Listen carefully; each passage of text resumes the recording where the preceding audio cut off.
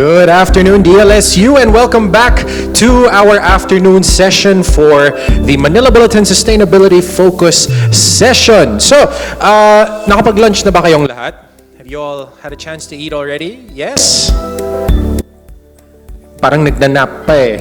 Pwede na magising, guys. If there's coffee, I think there's vendors outside to get coffee. But thank you for coming back and joining us again for this afternoon session.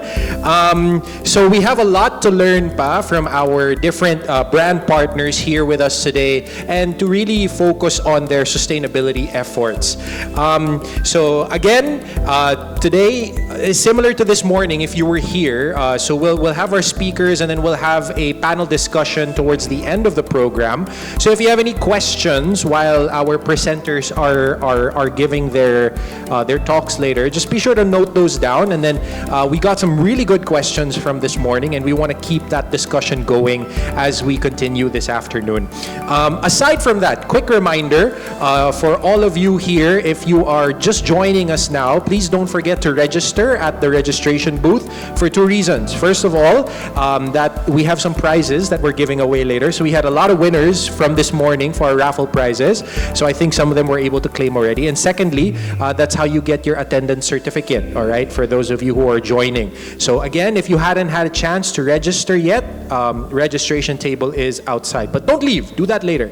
Because right now, we are going to get started with our first speaker. So, our first company for this afternoon was the first recipient of a commercial banking license after the Central Monetary Authority liberalized banking in the mid-1990s. So, this company is EastWest Rural Bank. So EastWest Rural Bank extends inclusive financing for underserved sectors, especially through its teachers loan program for public school teachers and government employees. So to talk about empowering communities through financial literacy, the EastWest Ways approach, we will have a chat with the EastWest Bank's Head of Sustainability Office. So he is spearheading the development of the bank-wide strategy on sustainability reporting, sustainable finance, and social sustainability programs, including a financial inclusion initiative that will pilot a purposive long-term financial literacy partnership with the Department of Education. Now, I know that was a lot, but we're going to break it down for everybody, all right? So we all understand what's going on and the wonderful initiatives coming from EastWest. So without further ado, please welcome on stage EastWest Bank's Vice President and Head of Sustainability Office, Mr. Dave Jesus de Villas.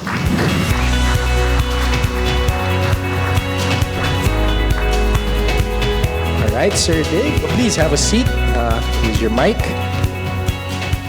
There you go. Thank you so much, Sam, Yes. for the kind introduction. And Thank you for being here this afternoon. Thank you. Good afternoon, de La Salle University. Yan, isang masigabong palakpakan naman. I'm so happy. Finally, Manila Bulletin, thank you so much for inviting us here. You know the journey, but so thankful for the students who joined us today. Just a little bit of trivia, Sam. We had 3 interns for EastWest Bank Sustainability. Nandito yata yung isa. Alam mo, ang gagaling ninyo, mga business management with minor in sustainability. So I had 3 DLSU interns. Palakpakan naman po natin ang sarili natin. I think I can see her pero baka shy siya. But just letting you know, thank you so much Manila Bulletin, de La Salle University for supporting sustainability. And today, we're here to unpack what is that for you guys. Yeah. All right. So before anything else, baka may magtatanong mamaya kung may internship pa available sa iyo, sir. Definitely. Ayun. Definitely. EastWest Bank has an internship program. We have our marketing team here. You can approach us later on. Teachers who's in charge of the internship program, definitely. Okay. So, kidding aside, so let's go ahead and start, Sir Dave. So, before anything else, I think you are going to just give us a brief background on EastWest, especially for those who maybe are not super familiar. Most of our audience here today are really students. So, perhaps their exposure to banks or banking in general is still very immature. No, it's getting there. So maybe you could give us a brief background first on East West and some of the initiatives that were mentioned earlier. Correct, yeah. So just a way of introducing ourselves. Again, I'm Dave De Villas. I'm with EastWest Bank. But did you know EastWest Bank is part of a conglomerate called Philinvest Development Corporation? As you can see on the screen, our mother company is already 70 years old, celebrating this year, the 70th milestone anniversary. And last year, si EastWest Bank naman celebrated 30th year anniversary. Sino dito? Anong average age kaya dito? 18? 16? How old are you guys? 18. Oh, diba? 18 young. Diba? So, yeah, quite young for a bank, right? 30 years old. And then under EastWest Bank Enterprise, we have also our EastWest Rural Bank. Binanggit kanina ni Sam, we're doing a program for teachers. A bulk of our customers for the rural bank are teachers. We also have the EastWest Insurance Brokerage for your non-life insurance needs. We have EastWest AGS for our life insurance. And we also have Quest for our marketing. So, there. Our topic today is about spending smart, wisely, right? Essentially, sustainable financial behavior, a sustainable lifestyle. And it's very aligned with what EastWest Bank would like to do today. So, just a caveat, I'm not a financial guru ha. Baka mag-expect kayo mamaya, I will teach you tips. We have financial experts from the bank approach us later on if you'd like to learn more about it.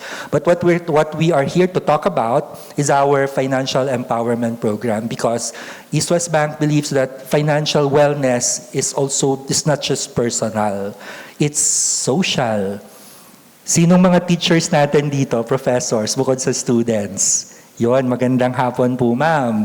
Very critical din yung role ng schools, educational institutions in our financial empowerment, because one teacher who is equipped with financial literacy will have a classroom of about 30 students, ma'am, no, for one. How many sections yun? And over the lifetime of a teacher, let's say 30 years teaching, how many students yung impact natin doon?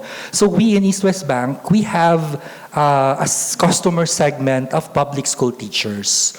So we want to experiment on our financial literacy program, and we hope to impart that with you. And so happy that the students are also here, because you are going to help us amplify our advocacy on financial literacy and sustainability. Okay, there we go. So, wonderful opening. Let's go ahead and start. So we have a few questions that came in, and essentially we'll just be asking those questions, Sir Dave, and then we'll just throw the answers at the audience. So to kick things off, actually earlier this morning during the presentation of Board Member Jokno, so he really laid the groundwork that obviously today is a very consumer-driven environment. No, it's all about consumption. But what does smart and sustainable spending look like given that context of how the market or the environment is heavily consumer-driven nga? Yeah, okay, good question. At this point, dear students, allow me to assume like a lecturer role and show you this graph. Okay? We talked about consumerist spending. Sino dito yung member ng environmental orgs or clubs in the school? Can I see a raise of hands, please? Do we have? Okay. Sige. Okay. Quick, lang to, story time tayo. What you can see on the screen is the carbon footprint of the Philippines since 1990. Who here was born in that year? 30 years. Kaedad ng EastWest Bank, diba? I'm assuming kayo guys, baka 2000s, 2010, right? So, so here is a graph, a snapshot of the country's carbon footprint. The one below, the black line, actually that's blue, no? That is the carbon emissions of the production side, meaning manufacturers, factory, power plants, right? The one On the upper part, the red line, that is called the consumption emission. Kaninong emission yon? That is yours. All of us in this room, that is mine. People would demonize big companies no for doing big carbon emissions, but we haven't stopped and asked ourselves, how much is my carbon footprint, right? Okay, so ito yon, yung red, diba? So for EastWest Bank, that is also our opportunity because EastWest Bank is a retail bank. Consumer-driven kami. 80% of our customer base are the ordinary Filipinos, salary loan, housing loan, auto loans, right? 20% of our customer base are from the corporate. Ito yung nasa production side. Okay, you will ask me, sir, anong connection nito sa financial literacy? Did you know, the more empowered you are, the more informed your spending will be. Your spending is tied to the kind of lifestyle that you live, and that lifestyle will have an accompanying carbon footprint. Example, for those na minimum wage earners, the capacity to buy would be yung tingi culture. If you're familiar with that, my money can only afford me to buy sachet, packets of coffee, sugar, pansit canton. Kasi yun lang yung kaya ko. But the packaging is plastic. Imagine, in a week's time, how many packets of plastic are consumed and how much of that goes to esteros, causing floods. So meron siyang kaukulang carbon footprint. So I'm not saying na it's bad because at that point in time, yun lang yung financial capacity ng Filipino and the money can only afford so much. It so happened that the product na affordable sa kanya are plastic heavy, plastic intensive, right? Now imagine a scenario, you guys, you become more financially knowledgeable, you grow your financial situation, okay na, diba? You now have the choice. My money, will I buy plastic-based products or will I buy from those that are environment friendly? But take note, those choices would have a price. May accompanying price siya. And the more environment friendly, unfortunately today, that would have a price premium. But in the long run, your consumption, if you have the financial capacity to choose environment-friendly products, would lessen your carbon footprint. And I hope that happens. That's why we're teaching this. We have this topic today because as early as today, magandang starting point with you guys before you become part of the labor force and you earn your salary. By the time you earn your salary, you know na the power of choice, diba? So ang layo ng tawid ko, but I'm telling you, this graph is something na eye-opener for me as well. I used to come from the renewable energy industry and I really advocate for environment-friendly practices, diba? But the more I mature and the more I work in sustainability, it becomes clear that the topic is not clear-cut black and white, environmental versus polluter. Because if you look now at the ecosystem, especially the financial ecosystem, no, may intersection yung ating carbon footprint with our financial capacity and financial knowledge. And we will unpack more of that. But suffice it to say, remember this graph? Pag sinabi ninyong close coal power plants. Of course, yes, in the long run, mas talaga yon, polluter siya. But try also to think of a way na in your own small ways, you have the ability to improve your consumption so that it will not be impactful or carbon intensive. Okay? I'll stop there. Oh, yun. So, I think lalo na for our management students or yung mga students studying economics, no, this is actually something that really applies because it's essentially the whole fundamental of supply and demand, right? If we're able to increase demand for eco-friendly products, then eventually economies of scale take place that drives down the price, and this is actually also addressed. But it all starts with the individual choice of the consumer.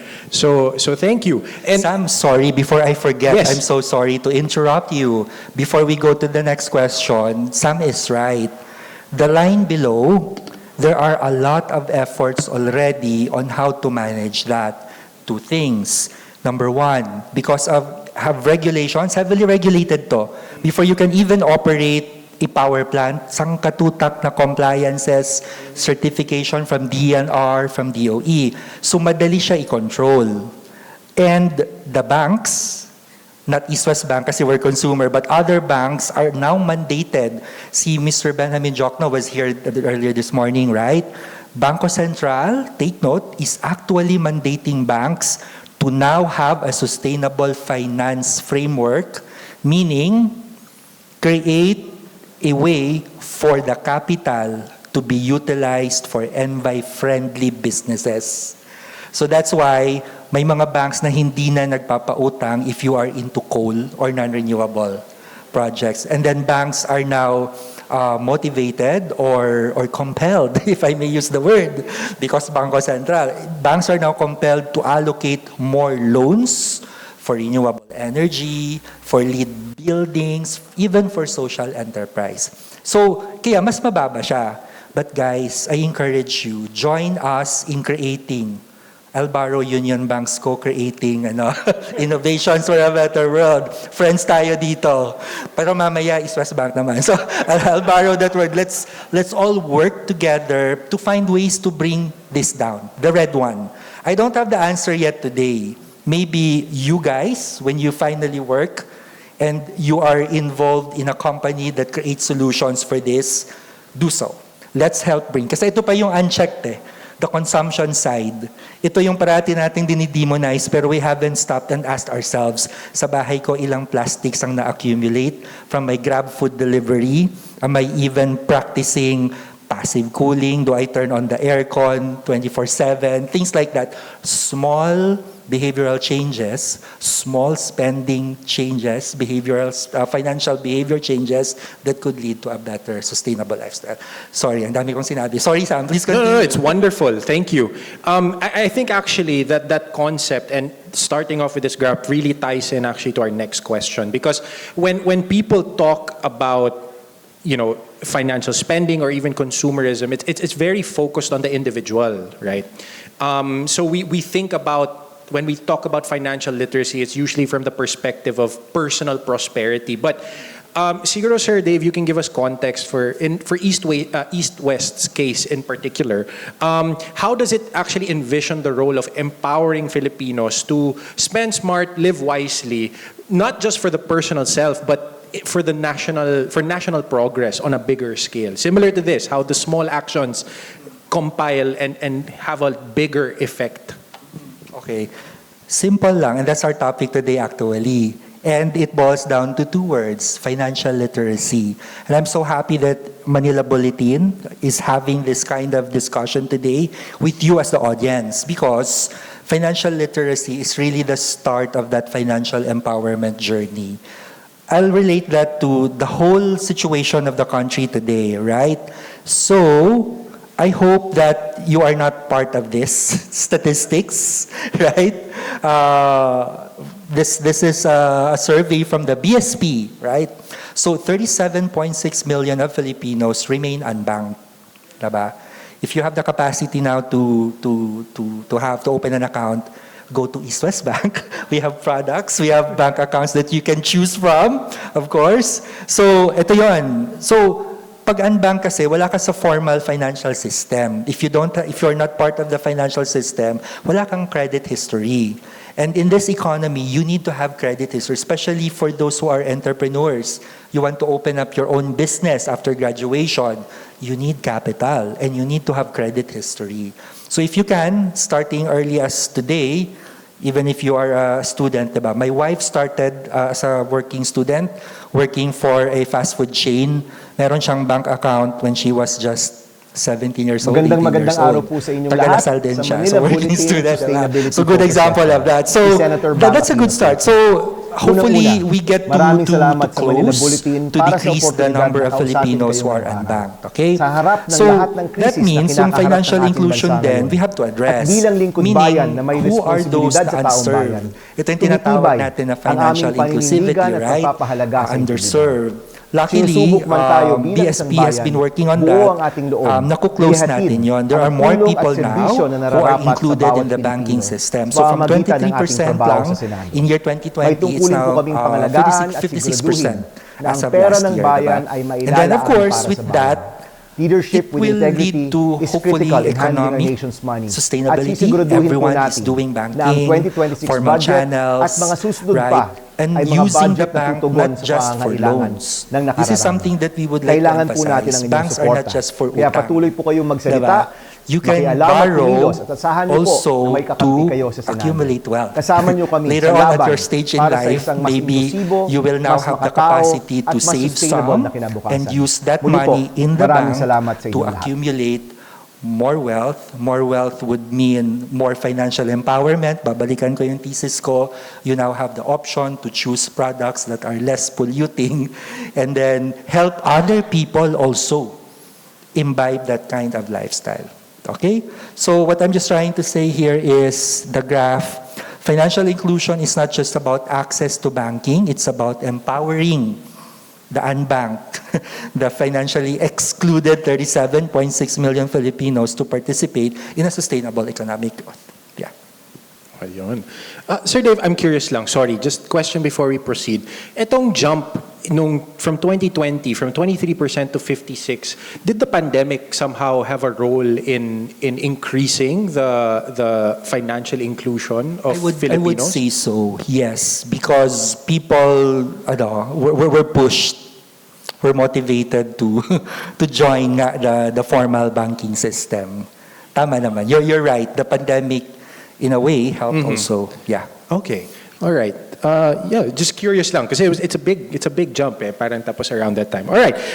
So you spoke a little about money management earlier. So for EastWest, as far as I understand, it really frames financial literacy not just from money management but also as building legacies, right? So things that go beyond our lifetime and serve a future generation, which is essentially the whole concept of sustainability. So what does this mean for everyday Filipinos, and how can financial literacy impact families and communities over time? Sorry, thank you for that question. Allow me to show you another interesting statistics now. So I'll jump my slide to this one. Ta-da! This is you. Legacies, no? Intergenerational banking. So, by the way, EastWest Bank just started the Sustainability Office this year. So one of the things I did is conduct a research and a survey. And from the profile of our respondents, this is the result that we got. Interestingly, okay, raise of hands. Sino dito would identify Gen Z, ages 18 to 27? Don't be shy. There you go. Let me know kung tama ito ha, but this one is the profile we got from our survey. Millennials. Tada! Okay. Out of respect for the Gen X and baby boomers, acknowledging po, thank you for being present here. Okay. So, let's take a look at this. Yon. Ito yung key insights, no? Start natin sa Gen Z. We call you the practical idealists. Banking and sustainability, no? So leading to dun sa question ni Sam about building legacies. Today, this is the snapshot of the perspective for people ages 18 to 27, tied probably because the financial capacity to purchase nga products that are sustainable. You don't have that yet, pero strong ang inclination nyo, ang demand. You demand of products, companies, businesses to be sustainable, right? So, however, least willing daw to pay ESG premiums, diba? But you want authentic sustainability built into products already. My coffee is locally sourced, things like that. The clothes that I buy, locally sourced, ethically produced. Or uso ngayon yung thrifting, diba? That's a good practice naman para hindi napunta sa landfill, sa mga damit. But you're also highly price sensitive. And then you expect sustainability as standard, not a premium. So there's no sense for you paying more for sustainability because you guys expect it's already embedded in the product. Okay? Let's go to the millennials. Kami to ni Sam. May opportunity dito. As you can see, mababa yung financial knowledge. That's why EastWest Bank is doing the financial literacy program because there is an opportunity. And small win siya, low-hanging fruit kasi may capacity to pay. So, however, gusto rin ng mga millennials yung digital first, embedded na. And then they want convenient sustainability without complexity. However, we still need education and guidance. Let's go to the titos and titas, the Gen X and baby boomers. Dito mature na. They have the capacity to pay, most willing to pay ESG premiums. They want transparency and impact reporting. Kaya BSP and SEC are really requiring publicly listed companies to do sustainability report. That's in response to this clamor from this age group. And then they prefer branch relationships. Despite the digital, gusto pa rin yung makausap si relationship manager. Iba pa rin kasi yung may personal touch eh. Diba? Don't you get annoyed when you have a banking transaction that did not push through and then you call the hotline? And then AI and bot yung sumasagot sa inyo. But you want someone, a human being, to respond and to empathize with your situation, diba? So ito yon, dito. And that's why it's really a combination. In EastWest Bank, we have hyper-localization. In our stores, you can get the best of both worlds. Digital, physical. Physical, digital. We call it phygital. So we have that also, catering to that. And then they value security and improving sustainability. So this is the blueprint now on how we would want to build financial empowerment across generations, building legacies. We celebrated our 30th anniversary. That's one generation already. We want our loyal customers to continue banking with us through their children. So ito yung legacies. And in doing that, we would like now to introduce the concept of sustainability, financial literacy, financial empowerment, and financial inclusion. Because that's how we build now meaningful legacies. The dream of that generation has happened. We would like to focus on the dreams of the children of our customers. And that's why intergenerational and building legacies. Yeah. Okay. So, Sir Dave, if I can tie together actually some of the topics that was mentioned or talked about this morning to what EastWest is doing. So earlier today we were talking about from the the Bangko Sentral ng Pilipinas. No, they highlight 5 pillars for financial literacy. So that's earn, save, and invest, protect, spend, and borrow. So how does EastWest integrate those 5 pillars of the BSP into the programs and products that you offer for young families and young professionals? Correct. Across the different products of the bank. That's why, without, of course, being too literal about the prescribed principles of BSP, but it's embedded. And we would like to intensify that principle, no, of financial literacy. So, as you can see on the screen, that graph, those are the prescribed principles of Bangko Sentral. So if banks would like to develop their own financial literacy program, it should align because we have a national strategy for financial inclusion. May targets, may metrics, which is good kasi trackable siya. So any bank or any organization that would offer you financial literacy, please take note, all of these 5 principles should be present. So remember that, okay? Yan. Earn, save and invest, protect, spend, borrow. Perhaps tonight when you go home, maybe you can ask your parents, are we practicing the 5 simple steps lang naman, diba? Or later on, if you work na and you're earning, it really pays for you to practice this. So Sam is right. We are, for EastWest Bank, yes, we do. And in fact, we are piloting a program, which I will talk about later. And I'm excited about that because it focuses on teachers, public school teachers. We're teaching them financial literacy. The ultimate goal is for them to achieve a good credit score that would allow them not just to be included in the banking system, but also to access more financial products to improve their lives. But suffice it to say, yes, in EastWest Bank, yeah. In fact, our CSR, our employees in the stores would have financial literacy sessions in schools, lalo na nung nagbrigada eskwela, nung June or July, and then nung Teachers Month. Every time we go out there, that's really the default, financial literacy. And this time, we are creating a template, a material that's aligned with Bangko Central's 5 principles of financial literacy. So that's one example, part of our CSR. Digital tools promoting systematic wealth building. So once you're already saving and you put it in a bank, doon papasok yon sa save and invest. We have insurance products also, like I mentioned. So part yon. Once you've built your wealth, you have to protect. And insurance is very important. Insurance for your house, insurance for your auto, kotse, pag binahayan, diba? So you need that protection for the assets that you've built, right?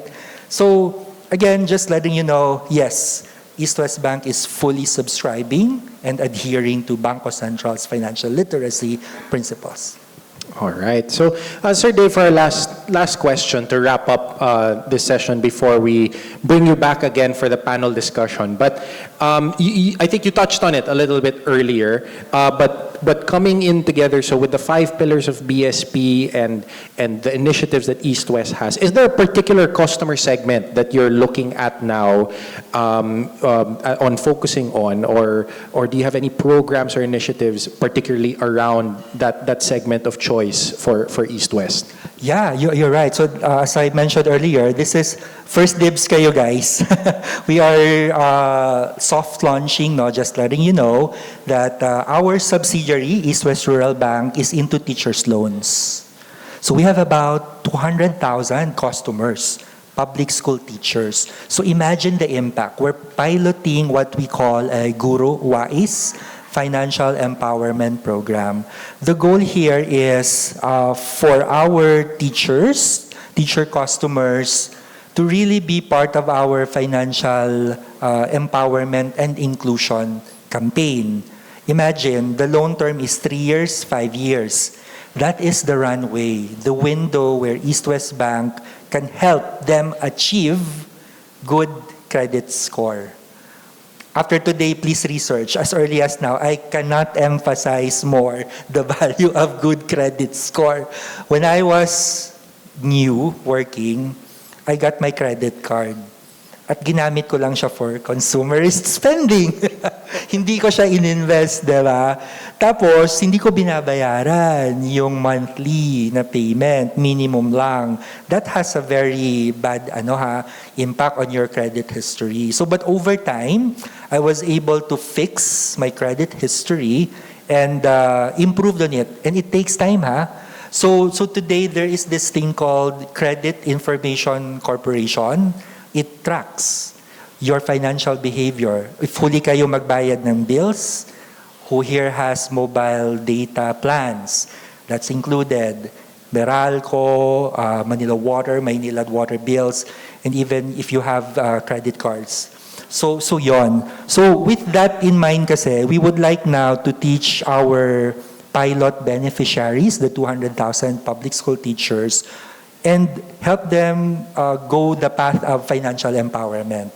So what will happen is it's long-term, it's purposive, and what works well is that our employee themselves will be the one are the volunteers to teach financial literacy to the teachers. And it makes sense kasi sila rin yung account officers, relationship managers. So CSR with business thinking, may quota, and then ma-retain namin yung customer relationship and then customer loyalty. But at the same time, we're creating social impact through Guro Wais. If given the chance to come back here and talk to you, we might be able to tell you the result already. But suffice it to say, we are launching this in 2026, and we'll let you know. Public school teachers siya, DepEd muna. Who knows, we can partner with Manila Bulletin and LaSalle. We can also do that here, right? Teachers pa rin naman yung model natin. It can be part of our, for the school, we can have talks about that, part of your career orientation. Let us know. EastWest Bank is here to help you that. So I'll stop there. So yeah, it's designed essentially for public school teachers. It should be easier. And because Visayas, Mindanao to, hindi digital, again, it's important to do your research and design your program. Kasi even if maganda yung technology, but the technographic profile of your recipients hindi naman aligned, it won't work. Just because it sounds so nice, let's do AI, let's do TikTok. But mind you guys, the 200,000 beneficiaries namin, they don't have the time to log online. Nagtuturo sila 8 to 5. Pag uwi nila, magda-lesson plan. They have kids to take care, household to take care. What we do as part of our customer service excellence, our account officers drive to their school to bring the forms to have them signed. Tulong na rin yun kasi they're helping teach the future of our nation, the kids, diba? So might as well give them that convenience. And as an added bonus, we'll teach them financial literacy. So in return, they can also teach the students in that school. So a lot of things to do pa. Letting you know that this is what we're going to do. And hopefully we can come back and share with you the results of our program. Well, thank you very much, Sir Dave, and thank you for the time. We'll close it, but so a round of applause, please. Thank you very much. But we'll have you back again later for the panel discussion. But it was wonderful to see the initiatives of EastWest and how we're helping out our teachers and really bringing financial literacy to the grassroots. Thank you so much, sir. Thank you. Thank you. All right, there we go. So, with that, we move on now to our second speaker, who is also from another banking company that is well known for being one of the first to embrace technological innovations to empower its customers. So in case you didn't know, the bank I'm talking about is UnionBank, all right? So anybody here use UnionBank? Okay, I'm one of them, so yes, all right. So UnionBank supports the United Nations Sustainable Development Goals through pursuing digital transformation, investing in relevant social and environmental programs, and promoting equality and financial inclusion to power the future of banking. So before we proceed to our next speaker, we have a short video that we'd like everyone to watch. So please direct your attentions to the screen and watch this.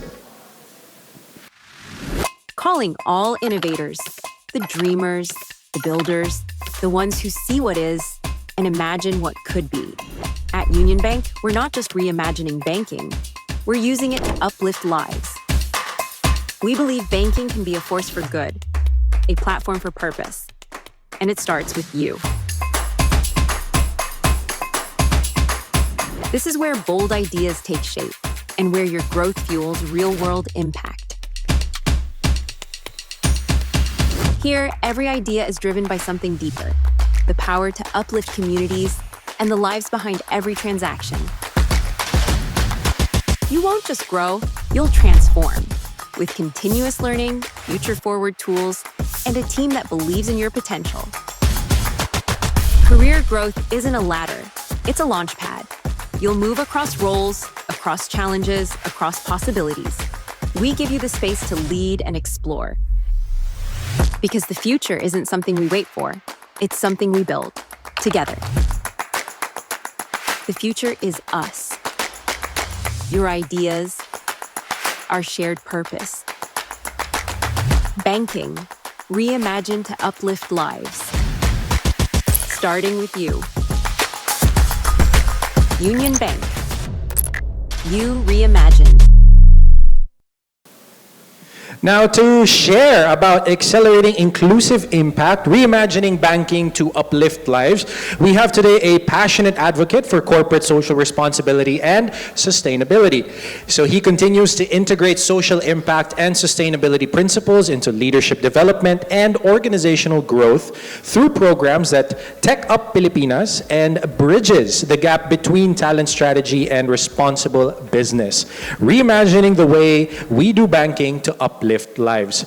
So that said, let's all welcome UnionBank Senior Talent Capability Manager, Mr. Jafet A. Luistro.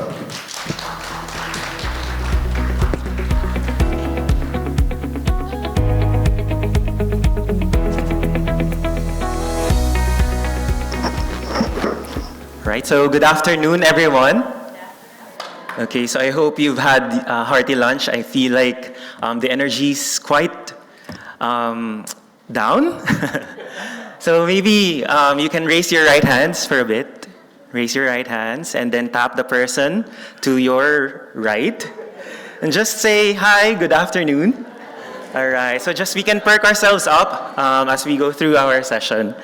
Okay, so that's one of the things that we do when you're a talent capability manager, doing your facilitation.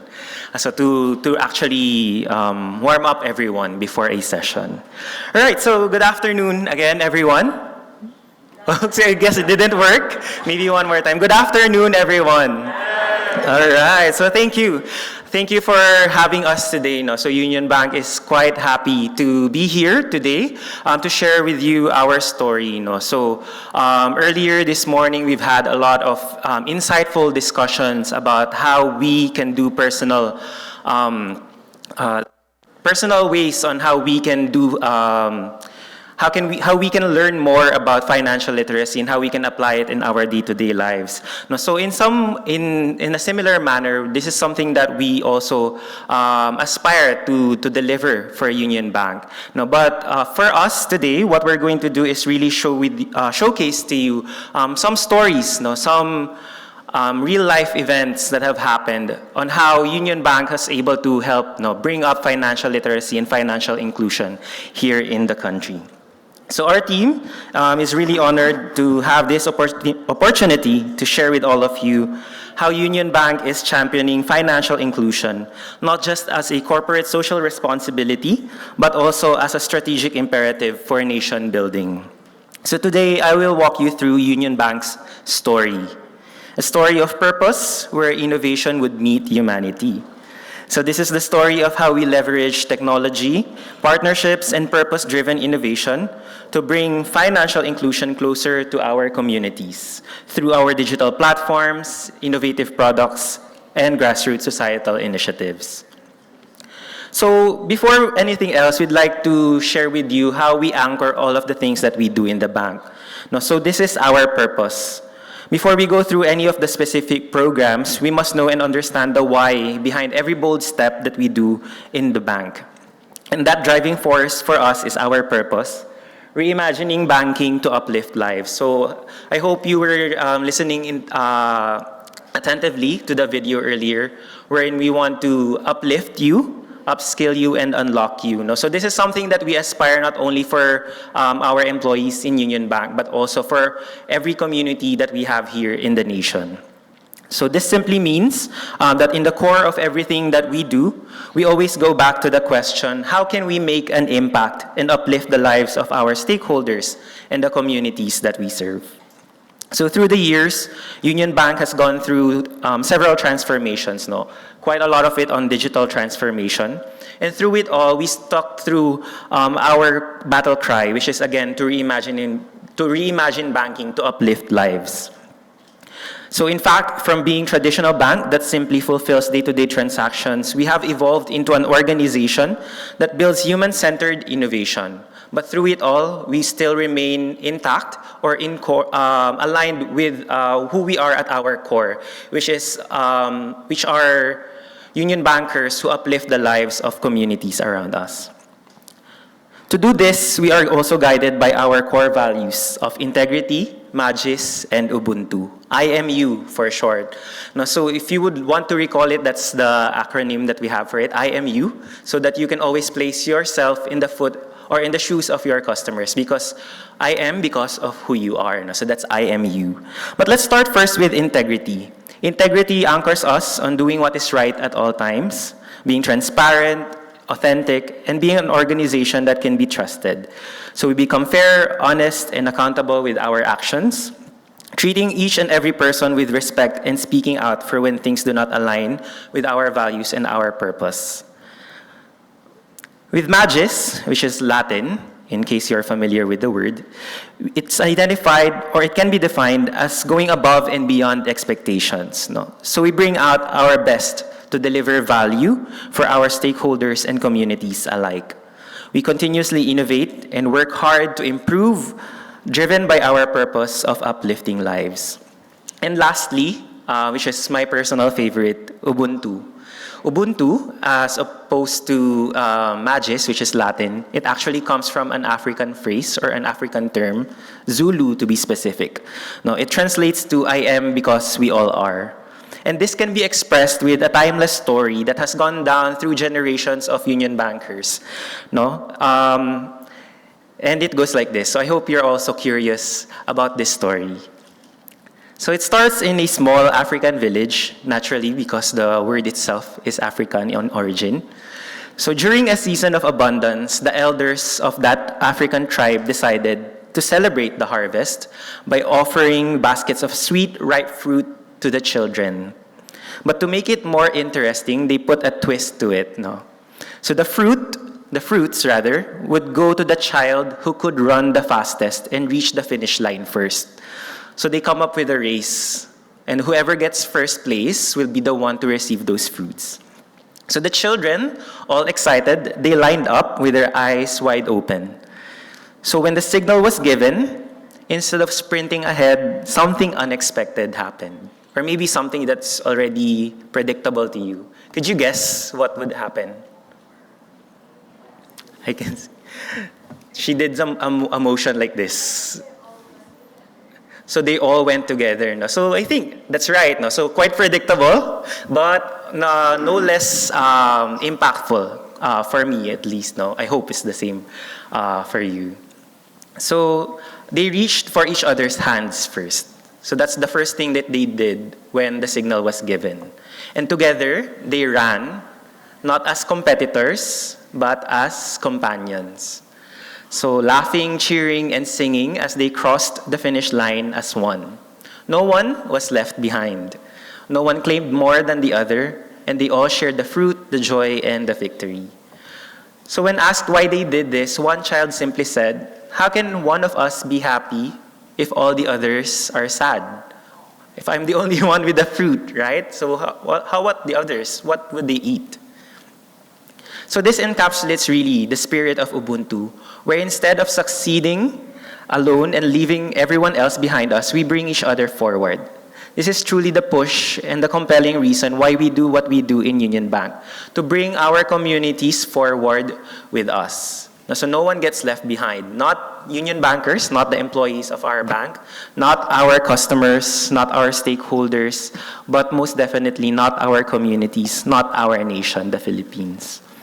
No? So inspired by these in our DNA, or the core of who we are as union bankers, we set out on that tireless mission of seeking ways to harness what is, we believe, our core ability, which is on technology, so that we could deliver equitable opportunities for everyone. Again, not just for Union Bank, not just for our stakeholders, but for the community at large. Hence, we have this banner or this tagline, called Tech Up Pilipinas. This is our aspiration for inclusive growth in the country.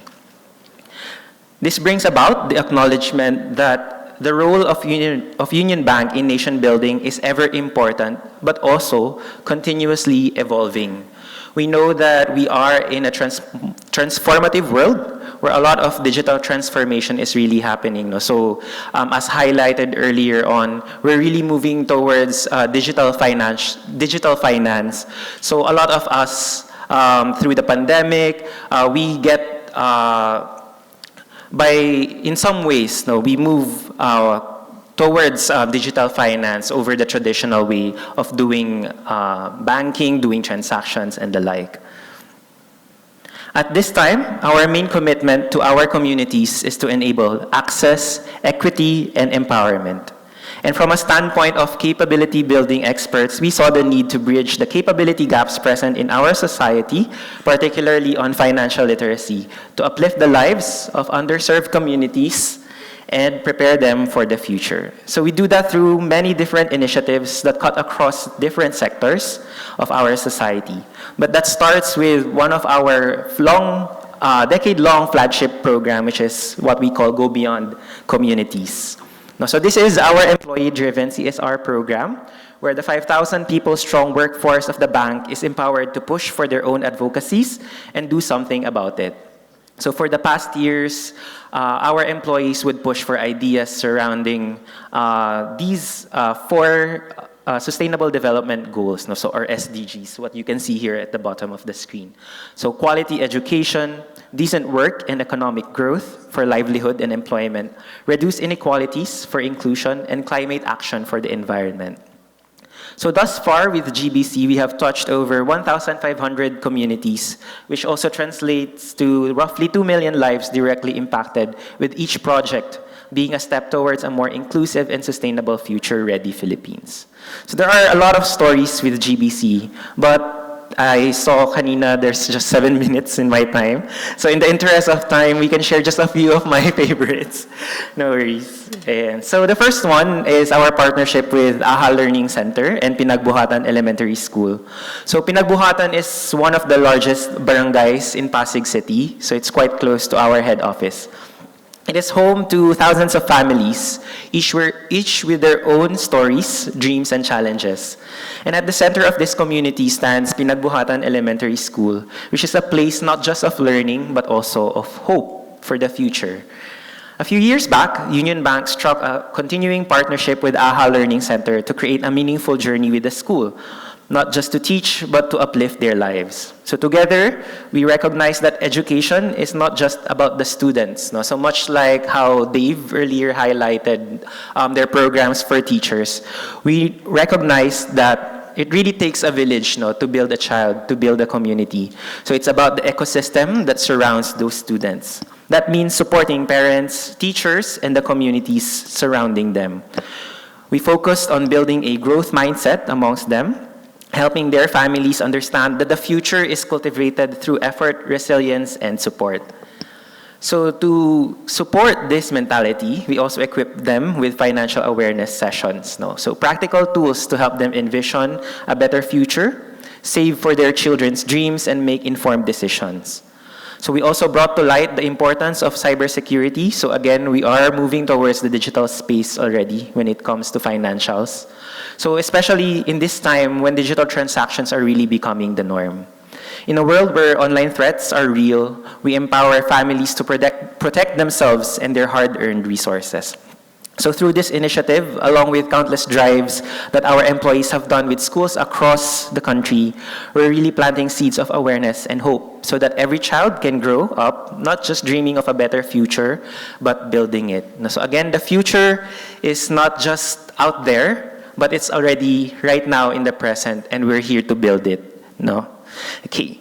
So the second story that I would like to share is when we visited Barangay Gordon Heights, deep in the mountains of Zambales province. So many families here actually live without access to reliable electricity. So for children, they would study by candlelight, and parents would navigate their evenings with flashlights or kerosene lamps. But even in this remote community, there are a lot of dreamers. No? The dreams are actually bright. Families hope for better futures, for education, and for opportunities. So through the partnership with UnionBank and 1 Million Lights Philippines, we brought more than just solar lamps to these communities. We brought them hope. With several solar lights delivered to households, children could now study longer, parents could work, cook, and care for their families without the fear of the dark. But we knew that light alone wasn't enough, so we sat with them, listened, and we shared. So we conducted financial literacy sessions designed with nothing complex, but just simple practical tools. No, yung SMART goals, kanina this morning, I think it was shown. So we taught these to our communities in the high mountains so that they would know how to save even in small amounts and how to plan for the future. That even through modern circumstances, or rather modest circumstances, empowerment really begins with knowledge. So the next one, the third story we have is with Better World Cubao and the Golden Gaze community. No, so in celebration of Women's Month this year, we partnered with Better World Cubao, which is a safe space and a support center for women to bring financial literacy sessions that go beyond numbers. No, so we spoke about goal setting, saving, and envisioning a future for women where they are not just surviving, but also thriving. So these women, many of whom who have faced adversity, were reminded that financial independence is not a distant dream anymore, but a journey that they can actually start today with the right tools and the right community supporting behind them. Then, just last June, during Pride Month, we extended the mission to the inspiring community of Golden Gays. So elderly LGBT who, despite having no families of their own, have built a chosen family rooted in love, resilience, and joy. So in our sessions, we honored their stories and offered them practical guidance on managing resources, planning for their needs, and protecting themselves financially. So these sessions really weren't just about money. They were about, again, hope and also with belonging. Through these initiatives, we saw firsthand how financial literacy and financial inclusion can actually become a tool for healing, for bouncing back from adversity, and for dreaming and reclaiming one's future. So next one is really how we were able to scale our stories. No? So from a small team from Human Resources with our CSR team, then CSR and Sustainability, we actually did a T3, no? So train the trainer session with a lot of our employees across the nation. So from way up in the northern parts of Luzon down to the center, to the heart of Visayas, and even to Mindanao, we empowered our employees from the branches so that they themselves, with their chosen communities, could actually teach financial literacy and cybersecurity. So in this way, we multiply our impact to these different communities. So they became educators, advocates, and champions of financial literacy. So of course, we also are part of a bigger conglomerate. So for us, we are part of the Aboitiz group. So we partner or we work closely also with the Aboitiz Foundation, which is the foundation for the entire conglomerate of the Aboitiz group. So we often partner with them to work on community projects that likewise aim to uplift communities. And such was the work done with AFI when we conducted financial literacy sessions, again, with the graduates of Elevate AIDA, which is a program they intended also for women, for them to be more skilled, or to be equipped with capabilities on AI and data. So our commitment to empowering and enabling Filipinos for employment opportunities does not stop there. So we also created the Accelerator program. So recognizing the need to prepare future leaders for a rapidly evolving world, we launched Accelerator in 2018, which is a program designed to equip individuals with the skills of tomorrow. So we have soft skills for digital literacy, very important in this day and age where nothing anymore is quite done the traditional way. We have innovation mindset and sustainability leadership. For technical skills, we have blockchain, we have APIs, data science, among many others, all of which are very critical if we're really moving towards the future of money and the future of banking and the future of financial inclusion. So Accelerator is not just a training initiative, it's a program for transformation and building oneself for the future of work. Tech capability building ensures that the next generation of skilled tech practitioners will be well equipped to take on the future tech jobs. So with Accelerator, we've had boot camps focused on building these talents, taking on blockchain and data science, creating hundreds of tech experts that can take on tech jobs. And later on, not only is Accelerator a program, but it's also now a platform. It's a website where anyone who is interested in building their tech capabilities could go explore and study modules at their own pace and at their own time. So De La Salle students, you can actually try it out yourselves as well. So you can go to this link here that's provided, ubpaccelerator.aptitude.xyz. So to date, there are over 30,000 users in the platform that would go through modules on API, business, blockchain, data science, DevOps, AI, and even job seeker essentials. So all in the spirit of preparing everyone for the future of work. So these modules are continuously updated as more emerging tech capabilities also become known. So we also include these mindset in the way that we do our products and services in the bank. So we've adopted technology to create more inclusive products and services, such as mobile-first platforms that deliver seamless experiences and extend the bank's reach beyond physical branches. We have AI-powered credit scoring models, open AIs, and also we have these 5G-enabled bank on wheels, to bring banking services to remote areas and disaster-stricken communities, like those in the Visayas affected by Typhoon Odette back in 2021. When all services were down in the area because of the damages brought about by the typhoon, we were able to bring our bank on wheels so that we could service those who are in dire need of financial services during that period. So now, to truly drive financial inclusion, we must also empower people to adopt and adapt to technology confidently. So we have these capability building features embedded in the way we do work in UnionBank. So we have digital literacy programs that teach communities how to do smart budgeting. That's highlighted in our GBC programs earlier.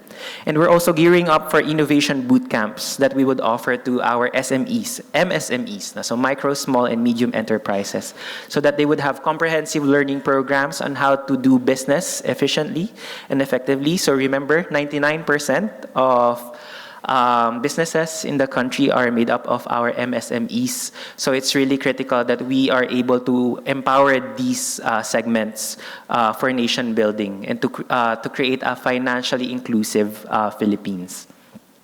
We also support sustainability hackathons like Pasig Climathon, wherein we can co-create tech-driven solutions to not only uplift lives but also protect our planet. Because, again, remember, inclusion must go hand in hand with sustainability and environmental protection. And within our organization, we also do employee upskilling so that we equip our teams to design inclusive and user-first digital products that meet the evolving needs of every Filipino. So at the heart of financial inclusion is the belief that banking can and should uplift lives. So by reimagining how we serve, connect, and empower, we're not just transforming banking, but we're also empowering every Filipino to build and own the future. So thank you and good afternoon.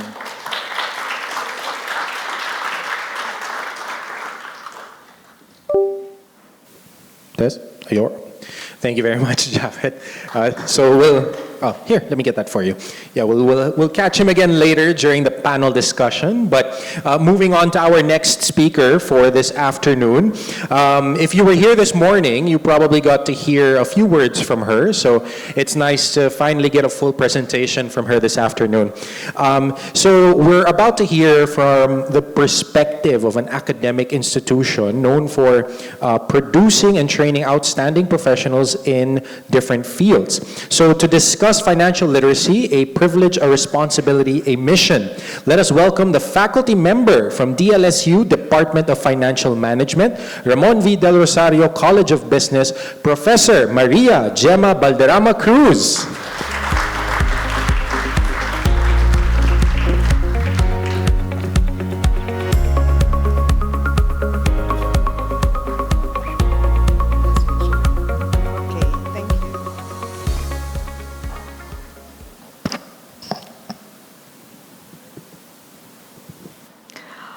Good afternoon, everyone. It's actually, it's nice to see some of familiar faces, my students who are present today. Thank you for coming. Yes, of course. So, again, good afternoon. Good afternoon, guests. Good afternoon, students of De La Salle University. It is truly an honor to be here with you today, standing before students of one of the most prestigious universities in the country, the De La Salle University.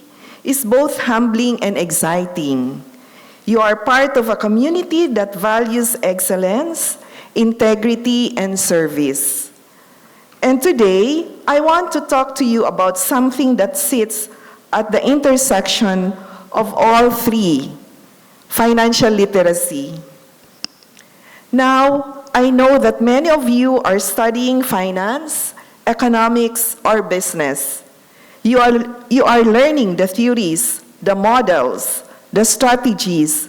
You are preparing yourselves to become experts, perhaps future CFOs like me, investment analysts, entrepreneurs, or financial consultants. That is a powerful path. I'm actually a professional lecturer of De La Salle University, but I'm currently working in a corporate, in a company, and I hold the position of first Chief Finance Officer and now the Chief Corporate and Strategic Planning Officer. So moving on, I want to challenge you to think beyond the classroom, beyond the corporate ladder, and even beyond your own bank account. Because financial literacy is not just about personal success, it is about empowering others. It is about using what you know to uplift communities, to break cycles of poverty, and to help others live with dignity and hope. Let me share a bit about myself. I have been a finance professional over 35 years, so I belong to that, what is that? Baby boomers, right? I don't mind at all. I have worked in leading companies here in the Philippines and abroad.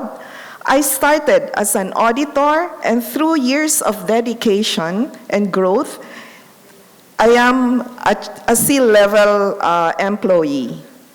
I have sat in boardrooms, led strategic financial decisions, and helped organizations thrive.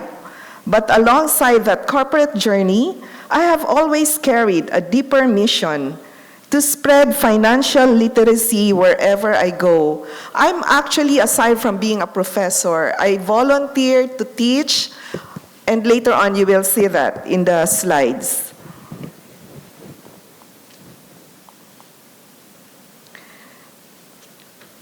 So as I have mentioned, I spread financial literacy whenever I go. And I mean, whenever I go, I teach financial literacy in boardrooms and seminar rooms, in auditoriums filled with professionals and students, and in community spaces where people gather to learn and grow. I have worked with groups of mothers, women who earn just enough to get by, who stretch every peso to feed their families. I teach them how to manage their meager earnings. We talk about when to spend, when to save, and when money can grow. We explore opportunities right in their neighborhood, selling food, loading cell phones, or offering laundry services while their children are in school. And for those who cannot yet work because they have young children under 6 at home, I encourage them not to feel stuck or discouraged. Instead, I help them see the value in their role. They can teach their children small responsibilities, good values, and even how to pray. That too is an investment in character, in future citizens, in the next generation. I also work with the youth. I teach them how to manage their allowances, how to save from their salaries, and how to avoid falling into debt traps. I speak to a group of employees, some earning well, but still struggling financially because of poor money habits or high interest loans. We talk about budgeting, delayed gratification, and the dangers of usurious lending. And one of the most humbling experiences I have had was teaching financial literacy to a congregation of sisters. Yes, religious sisters, women who have dedicated their lives to service and prayer. You might think they do not need financial education, but they do. They manage community resources, run school, and missions and care for others. We talk about stewardship, budgeting, and how to make the most of limited funds while staying true to their vocation. It was a beautiful reminder that financial literacy is for everyone, regardless of background, profession, or calling. And every time I do this, I am reminded of one simple truth. Financial literacy changes lives. Now, before we bring it back to you, let me speak to a particular group among you, those who come from families of great wealth. Some of you are children of, or grandchildren of business tycoons, industry leaders, or legacy builders. For you, money may not be something you need to earn. It may be something you inherit. That is a privilege, but it is also a responsibility. You may inherit businesses, properties, or financial legacies. You may never have to worry about where your next meal comes from or how to pay for tuition. But that does not exempt you from the duty to understand money, to manage it wisely, and to honor the sacrifices that built it. Because wealth that is not understood is easily wasted, and privilege that is not matched with purpose can become a burden. Your parents and grandparents may have worked tirelessly to build what you now enjoy. The question is, what will you do with it? Will you preserve it? Will you grow it? Will you use it to uplift others? Financial literacy is not just for those who struggle. It is also for those who steward. It teaches you how to be accountable, how to make informed decisions, and how to ensure that the wealth you inherit becomes a source of good, not just for yourself, but for your community and your country. Now, let us bring it back to you. As LaSallians, you are already privileged. You have access to knowledge, mentors, and opportunities that many others can only dream of. You are learning how to analyze markets, build portfolios, and manage wealth. That is incredible. And today, starting this morning, I'm very sure that you learn a lot from the different businesses, from the talk of the Honorable Benjamin Jokno. It was really very enlightening and very informative for all of you. You see, financial literacy is not just a skill, it is a responsibility. It is a tool for social transformation, and you, with your education and your values, are perfectly positioned to lead that change. Imagine this: you graduate, land a great job, and start building your own financial future. But alongside that, you also mentor a public school student on how to manage their allowance. You help your kasambahay open a savings account or probably open a GCash account where there is a very good investment. And you volunteer in a community to teach budgeting and entrepreneurship. You create content online that simplifies financial concepts for every Filipino. These are not just grand gestures, they are simple acts of service, but they have the power to transform lives. So, how do you start? First, master what you are learning. Do not just study for the grades, although for my students, that's your objective. Study for life, understand how finance works in the real world, apply it to your own money, track your spending. Set savings goals. Learn about investments. Build good habits now. Second, look around you. Who in your life could benefit from what you know? Your helper, your younger sibling, your neighbor, your church group. Start small. Start where you are. Third would be intentional. Join or start a financial literacy initiative. Partner with NGOs, collaborate with your professors, use social media to spread awareness. You do not need to be rich to teach others about money. You just need to care. And finally, stay grounded in your values. Financial literacy is not just about wealth, it is about stewardship. It is about using resources wisely, living with integrity, and helping others do the same. Lasallians, you are not just future financial experts. You are future change makers. You have the privilege of education.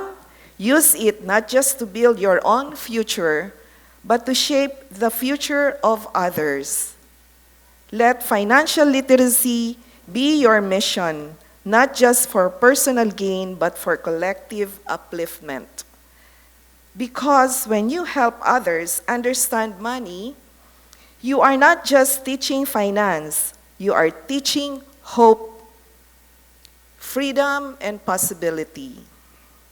You are helping build lives that are not only financially stable, but also good in quality and sustainable for the long term. Lives rooted in purpose, values, and resilience. Thank you, and may you always live by the Lasallian spirit of faith, service, and communion. Again, thank you very much to everyone. Thank you very much, Professor Gemma. And again, we are excited to hear back from you after this last speaker when we have our panel discussion. So, like I just said, so we now move on to our last speaker for this afternoon, our final featured brand partner. They offer products and services built around security, simplicity, and beauty that open up new ways of saving, spending, investing, and managing their customers' money.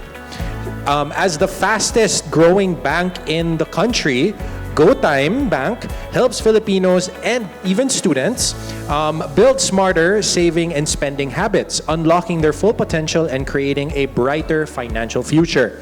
So our speaker graduated with a degree in management engineering and spent the last 8 years building a career in tech and consulting, working with companies like C-Money, First Circle, and the Boston Consulting Group. So to share with us how GoTyme Bank's unique phygital banking model is reshaping the way Filipinos, especially students and the underserved community, engage with their finances, let's welcome on stage GoTyme Bank's Payments Strategy Manager, Ms. Christina Lim.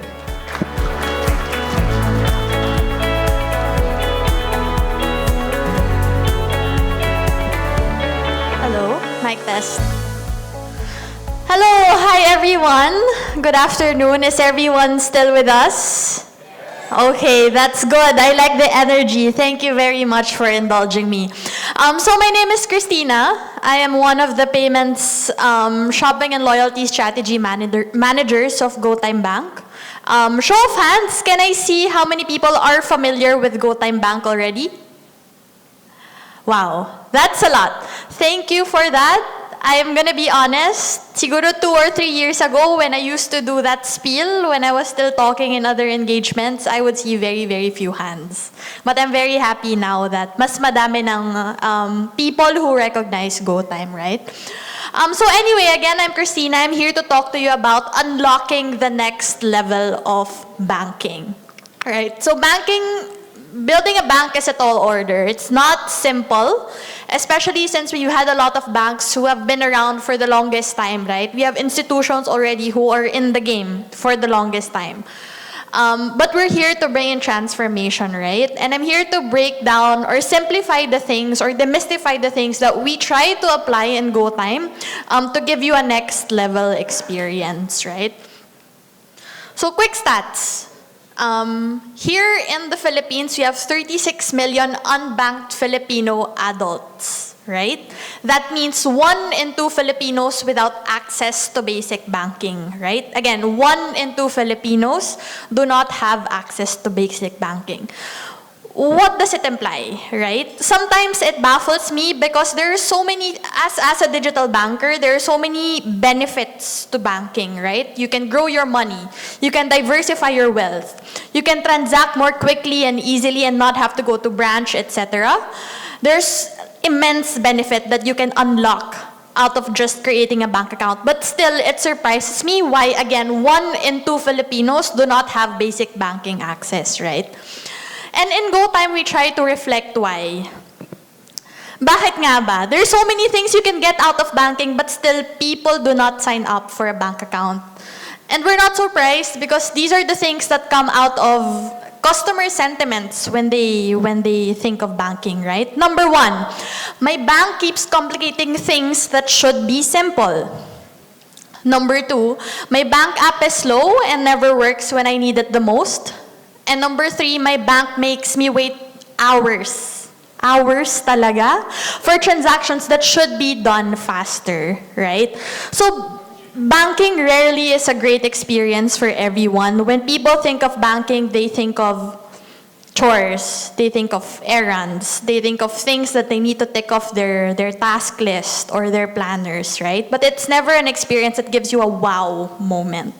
And that's what we're trying to transform in GoTyme, right? We're trying to unlock the financial potential of every Filipino with banking made beautiful, banking made simple, and lastly, banking made rewarding, right? We will do this by building the largest retail bank in the country. Again, big, hairy, audacious goals for GoTyme, but this is what we're trying to chase after as we grow the bank in the years to come. So where are we now? Right now, we have 7.5 million customers. We are officially the fastest growing bank in the Philippines, again with less than 3 years of operations. We have a net promoter score of 78. Again, show of hands. Anybody familiar with the term net promoter score? Okay, I see a few yeses here and there, but essentially net promoter score means the likelihood for you to promote a product to your friends or family. So it's a score from 1 to 100, right? So typically, like, average would be like 50 to 60, but I'm happy to report that GoTyme got a really good score of 78. We actually have the highest net promoter score in the country for all the banks. We're also number 1 in App Store ratings for financial apps. Thank you so much. We're the 2nd biggest active Visa card issuer already as of the moment. And we're number 5 InstaPay volume generator of transactions, right? So again, these all just in under 3 years of operations for GoTyme Bank. Now, what makes us unique? So many things have happened in the past 3 years already. We've become one of the largest card issuers. We've become the fastest growing bank. We've become the largest generator of transactions, right? But what truly makes GoTyme unique, right? There are many things, but one of the bigger things that I would like to share with you is our phygital model, right? So we do have a phygital model offering digital banking with a human touch via an award-winning app, an award-winning kiosks, and smiling bank ambassadors, right? So, simple formula, 3 things that make experience very holistic and very unique, right? An award-winning app, award-winning kiosks, and smiling bank ambassadors. Who here has met any of our bank ambassadors here in the country? Can I see a show of hands? Okay, I see a few. Thank you very much for that. So yes, so the phygital model is quite unique to us because it allows us to get very close to the customers, right? A pure digital bank wouldn't be able to get that physical connection or like that very close connection with the customers, which is important in building trust, right? You're asking the customer to bring in their salary or to bring in their savings and to bring in their money into your bank, right? So naturally, it will be very, very important for you to establish that trust. And no other way for you to establish that trust than to actually appear in front of the customer. And that's why phygital model is very important for us and not just shortcut our way through digital. We are also trusted like others and safer than most. We are licensed and regulated by the Bangko Sentral ng Pilipinas. Deposits are insured by PDIC up to 1 million pesos per depositor. And we have modern security infrastructure, the same one used by NASA.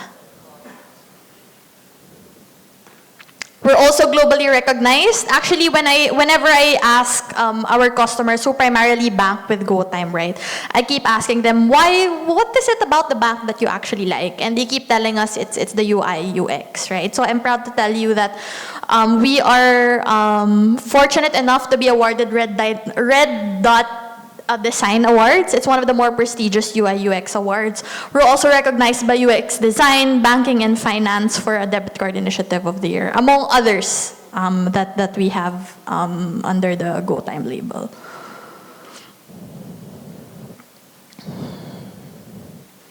Now I'm gonna walk you through some of the products and services, right, that we have for GoTyme Bank. Number one, you can open an account in just 5 minutes, and you can actually do so with just one ID, right? It's very rare for you to find a program that does the same. Usually it would take 2 IDs and actually you would need to go to the branch, right? But with GoTyme, you can just shortcut your way, one ID, and you can open an account in under 5 minutes.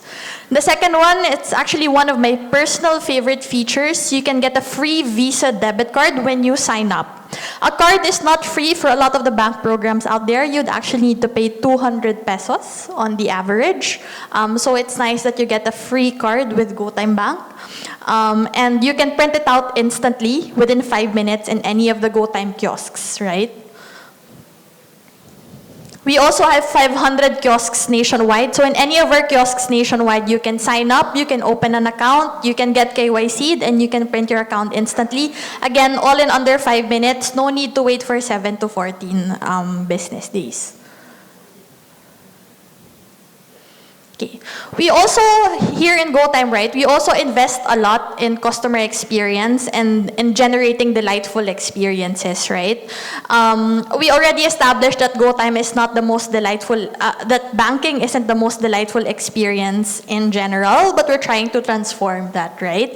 And these are the ways we're trying to do so. Number one, assistance is available 24/7. When you call our hotlines, we try to make sure that what you will talk to is an actual human behind it, an actual human that can empathize with your concerns, etc. Someone who can actually help you, right, even on weekends and holidays. Number two, there are multiple channels available. You can reach out to us via our hotlines. So we do have our hotlines. We have our in-app chat. So if you prefer that channel, that's available as well. Or email whenever you need account-related assistance. And lastly, bank documents are on demand. Bank documents are on demand, so that means that any of the things that you need, right? Like for example, statement of accounts, bank certificates, etc. These are all available in your app. You don't have to wait or call or pay to get these documents secured for you, right? So generate bank statements and certificates directly through the mobile app. Okay. In GoTyme, we actually launched with 3 major propositions, right? Save, shop, and send. And save still remains to be one of the stronger propositions that we offer within the bank, right? So as of now, you can earn 3.5% per annum savings interest. Obviously, that's a lot higher than you would get from other traditional banks or other legacy banks, right? You can also save more with saving tools. We do have saving tools that are available for you, so you can develop the habit of saving and automating the way you save through autosave and save the change. And lastly, we have multi-currency time deposit. This is something new that we only launched this year, right? So you can invest in your first foreign currency, starting with USDTD. This might be a bit more in the advanced suite of banking products that you would normally expect out of, let's say, Gen Zs, etc. But it's good to get exposed in these things, right? You never know when you would need USD. And it's good to diversify your assets, right? And in multi-currency time deposit, you can get returns of up to 3% for 3 months of tenure and 3.5% for 6 months of time deposit tenure.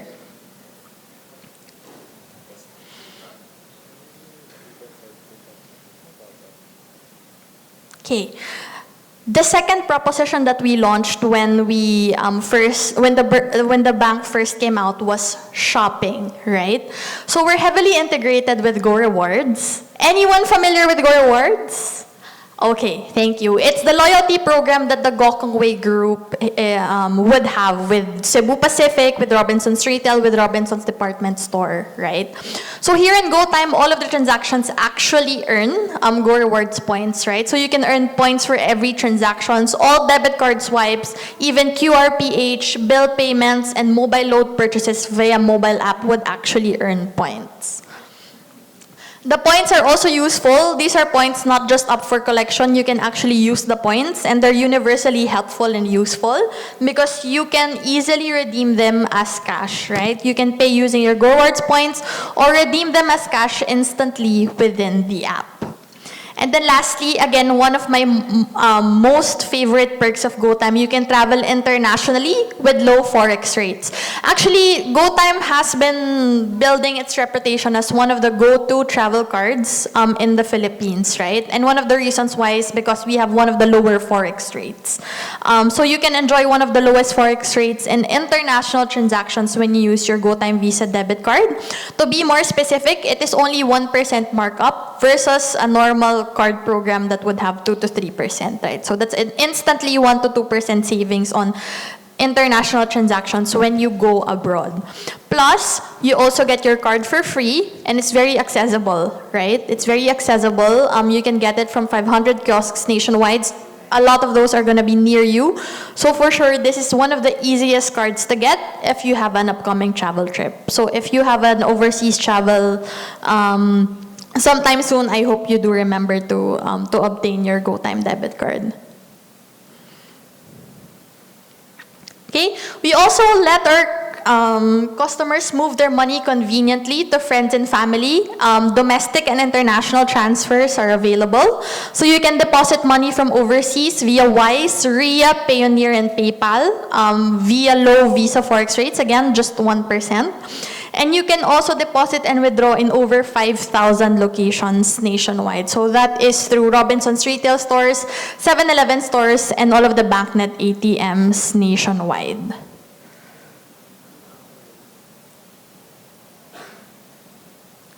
Very recently as well, we launched our campaign called Move Free. So previously, our InstaPay transfers are buy one, take one, right? So pay one, get one. We realized along the way that it could be a little confusing. It's not the best pricing scheme, so we're trying to give a more compelling proposition for customers. So as we speak, we are giving away 20 free InstaPay transfers per user per month, right? It's a very compelling proposition. It's hard to find, again, a proposition that gives away this much free transfers to interbank. We are actually charged, so GoTyme is incurring costs for every transfer, so we try to subsidize it to make sure that we give away the best experience for customers. And that is it. I hope everybody enjoyed the presentation. Again, banking is not a very delightful experience today, but we try to transform it. And I hope I was able to inspire everyone in this room to switch to beautiful. Thank you.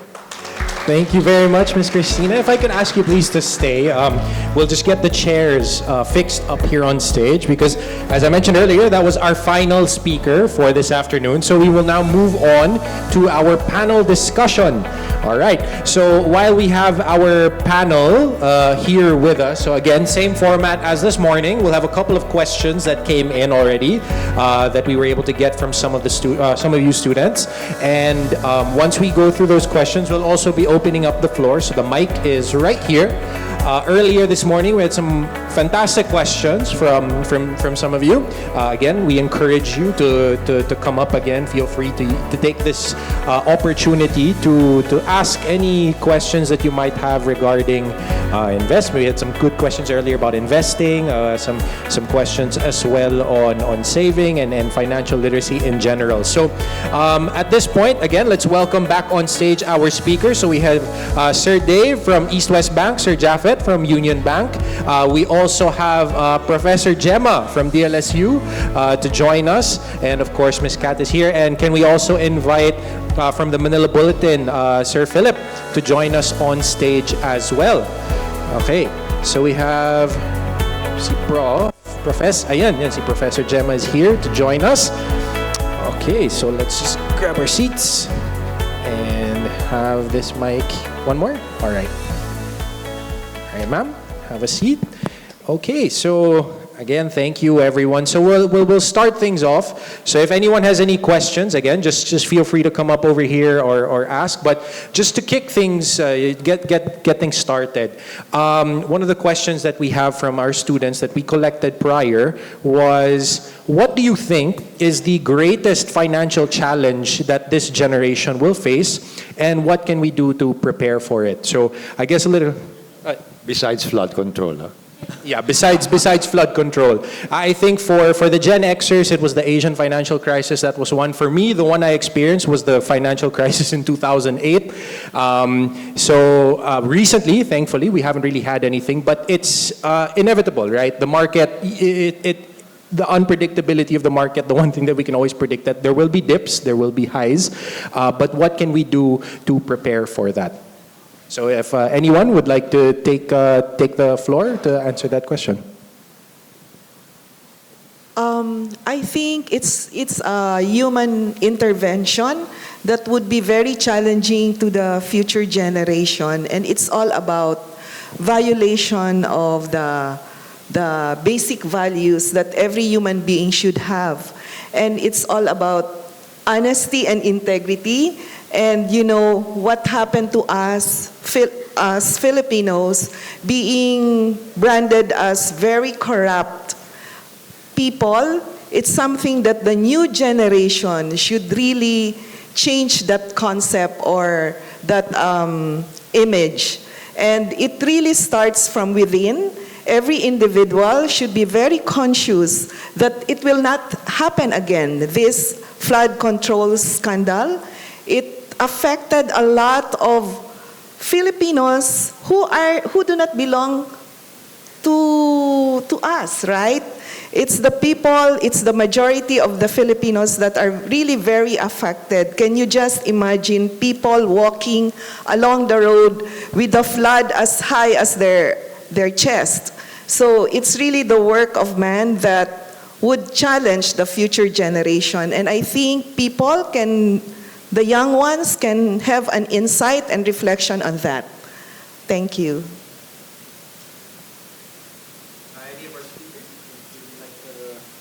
Okay, maybe I go next, right? So the question is, if I could recap, right? The greatest financial challenge that we face today, is that correct? So I honestly think that it's still simple financial literacy that is the biggest challenge today. Not everybody is fortunate enough to be given a formal program to learn about basic banking solutions here in the Philippines.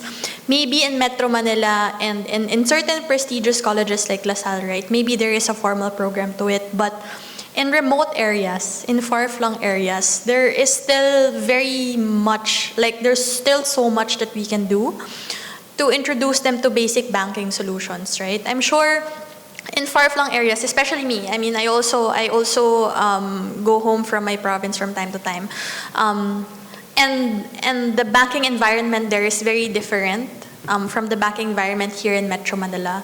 So I would say that financial literacy, making equitable education, right, is something that we have to work on to make sure that we level the education within the Philippines. So, thank you. Thank you. So actually, I would just more on piggyback on what she answered for that question. So really, it's the opportunity to learn about financial literacy. Of course, in our day and age, as I've also mentioned earlier, we're really transforming quite a lot. No? So there are a lot of rapid changes in the environment. So we're moving towards more digital when it comes to our banking and our finances. And with that, threats are also evolving. Cyber threats are very much present. So in as much as it was present before, no, in physical cash, it's also present with digital finance today.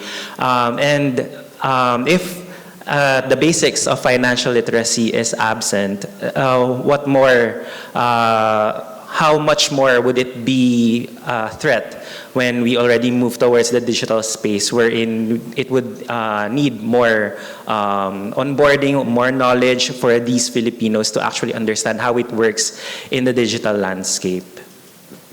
Just adding a few cents. To me, the basic, I guess it cuts across regardless of the period or regardless of the fiscal crisis we are all in. When I was working with Japet in UnionBank, I remember this because it was an eye-opener for me. We wanted financial inclusion, right? Because we wanted to teach financial literacy. So we're there. There was one blocker. We wanted a junkyard owner, basurero, because there is pera in basura. That's a very concrete way of including them into the formal banking system, so later on they will avail of the product, right? You know what's the blocker, and the banks cannot do anything about it, probably even for GoTyme. They don't have an ID. But when we help them, because it's part of CSR, walang birth certificate. Bakit walang birth certificate? Hindi na register. So what I'm saying is it's a whole of system approach from a systemic perspective. BSP was here this morning, but probably Philippine Statistics Authority, because it starts with that. It starts with the barangay, diba? So how can you include them and how can you teach them financial literacy and put into practice what we taught them if the first blocker is they cannot open an account? Even for GCash, I think you need that ID, right? So it's just the whole thing. And then lastly, once you're able to hurdle that blocker, it doesn't end with just financial literacy. It's a support system that we need to provide. I teach you today financial literacy. Will you remember that tomorrow? Will you be able to practice that next week? In the following month, will you be able to save 20 pesos a day, add it up every day?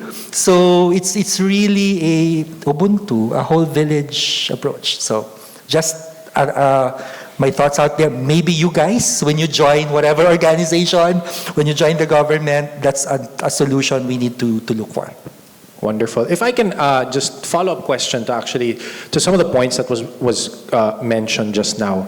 So one of the greatest challenges really is financial literacy, getting it to the masses, to the grassroots. And I think one of the primary avenues or venues that we have is opportunities like this to speak to students, to touch and unearth and educate the younger generation also. But from that perspective, we also understand that financial literacy can kind of sometimes be intimidating. There's that connotation, or it can be overwhelming.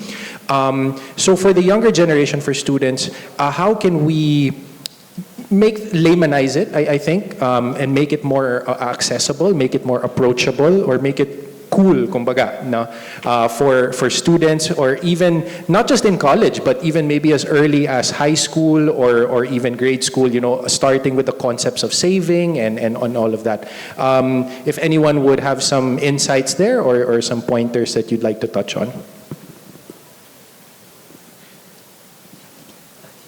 So I'd like just to pull up from a personal experience. No? So since for Union Bank, CSR was closely tied to sustainability. So when we were proposing financial literacy sessions also to one of the communities we'd like to partner with, the program director from that partner, they immediately said, "Oh, financial literacy, that might that might be problematic in terms of the topics that you're going to discuss, because these people would tend to be dismissive about it, because they would say, how would I do how would I save anyway if the things that that are part of my spending, that my day-to-day spending would far exceed what I'm actually earning.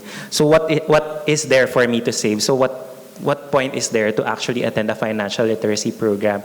So you're right. So I think it's really more of a change in mindset that really needs to be done, and see what are the opportunities out there for these communities, so that they would not be dismissive about it. And I think for us, really, how we would inspire them in a way, to actually start thinking about their financials, is to really make it as relatable as possible. So let them think about what goals or aspirations do they actually have, what are the things that they would like to achieve, and from there they would find that intrinsic motivation to actually go there. So I know it's quite motherhood, so to speak, no? But in some ways, it's actually effective because it drives people if there's a motivating factor behind what they do. Okay, if I can, maybe I can share what the Honorable Benjamin Jokno mentioned this morning, and also from the gentleman from Phoenix.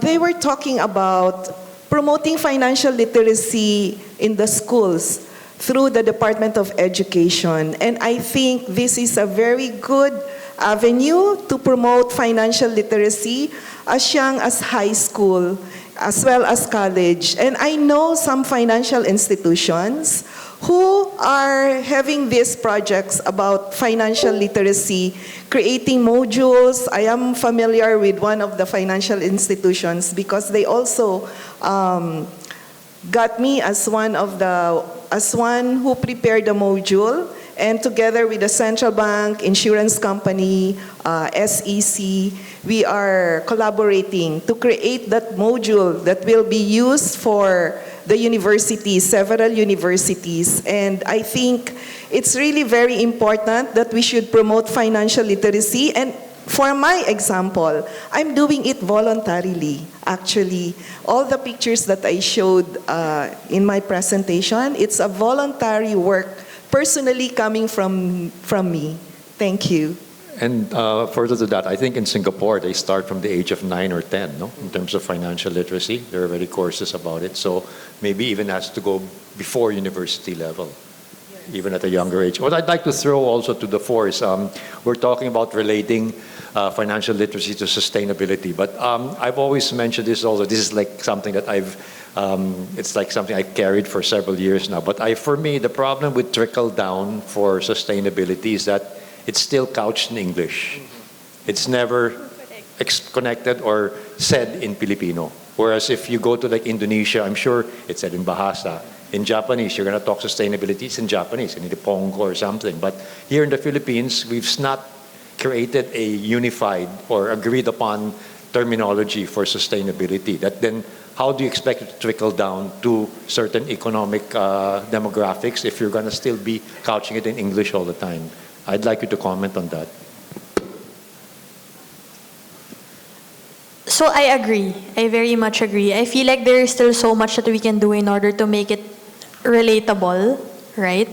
A lot of these things have to start in formal, structured educational programs, but I think a lot of this can also start within the homes, right? Within the education that our parents give us. So I think so many things that we can do. I especially agree with the point where Financial literacy is always in English.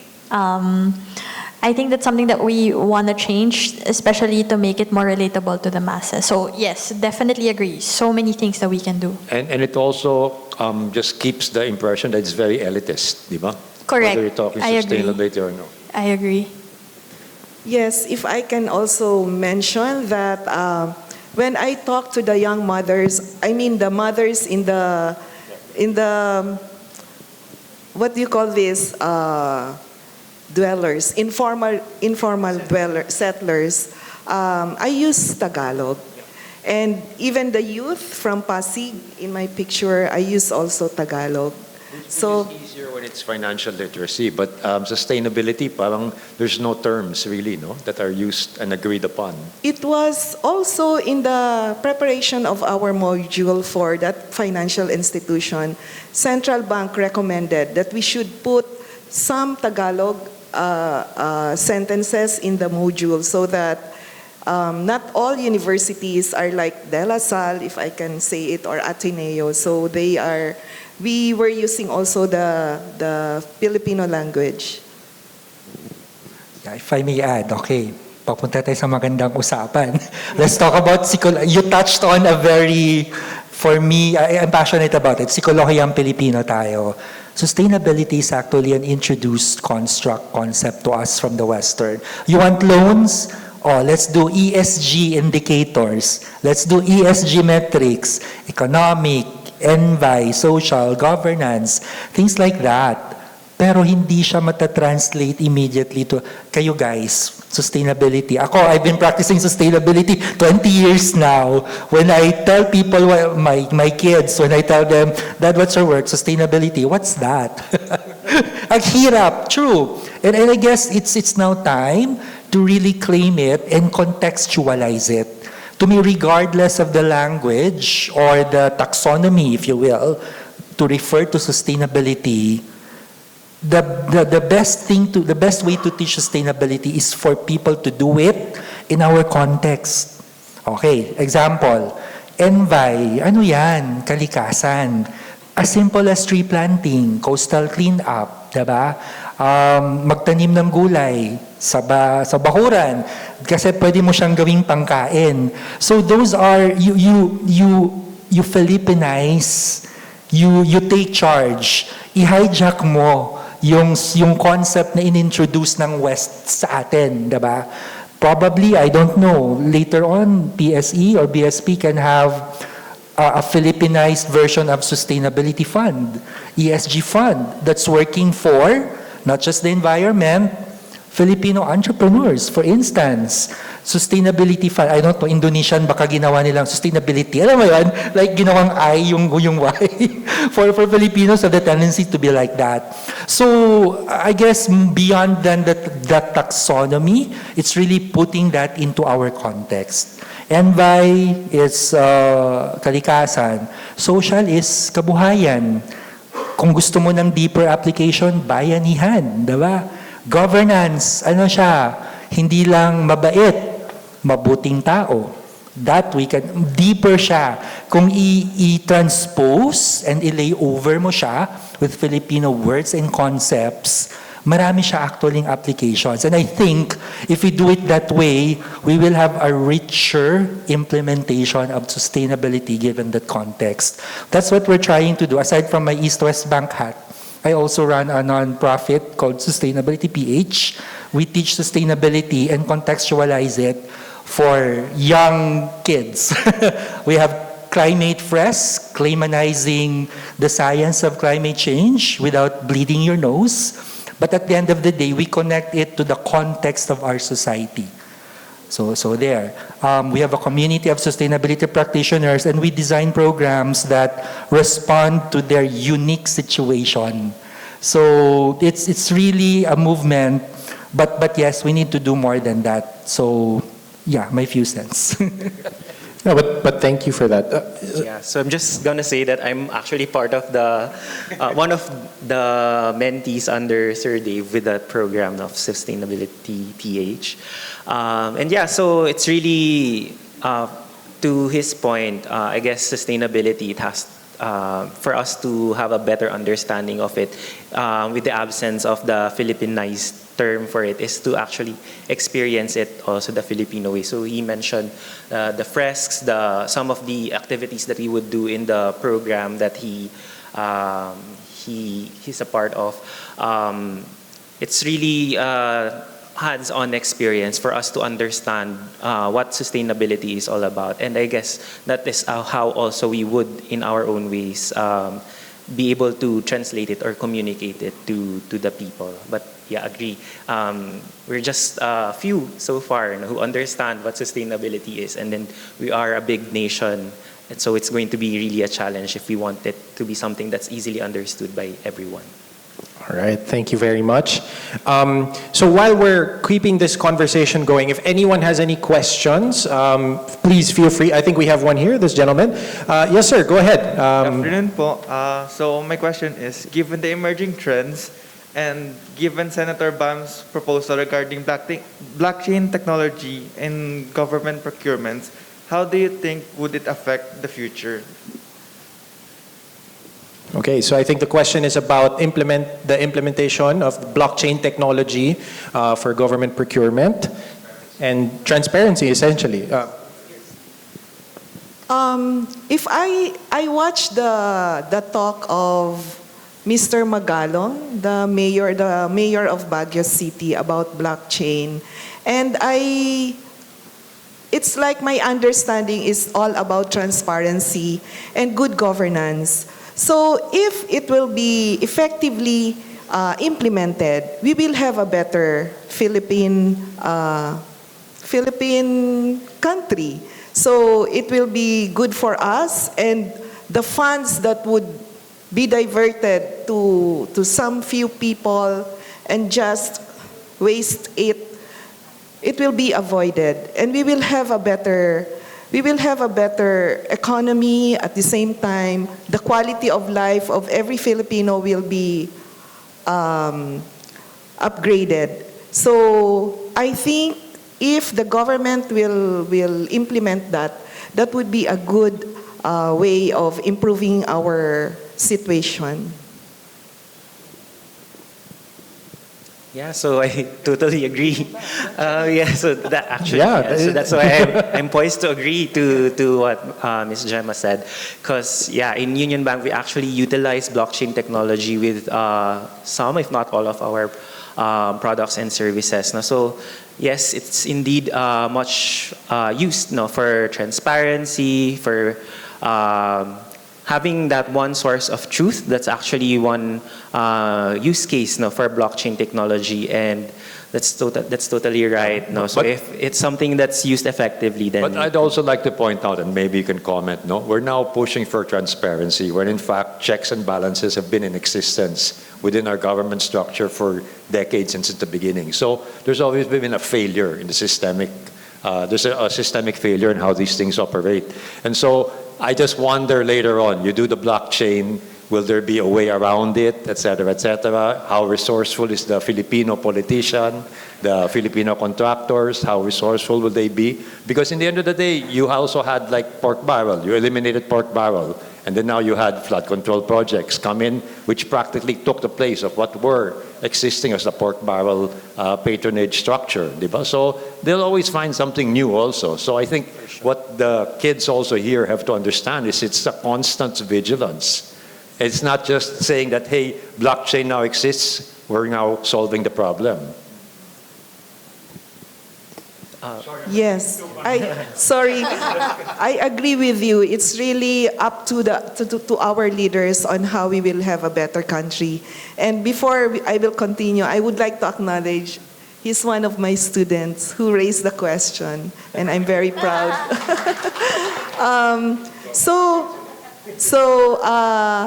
It's really up to the government, to the leaders on how they are going to implement the proper way of doing things. And if we can recall during the Bangladesh heist, remember, if you are familiar with what happened, it went through the casino.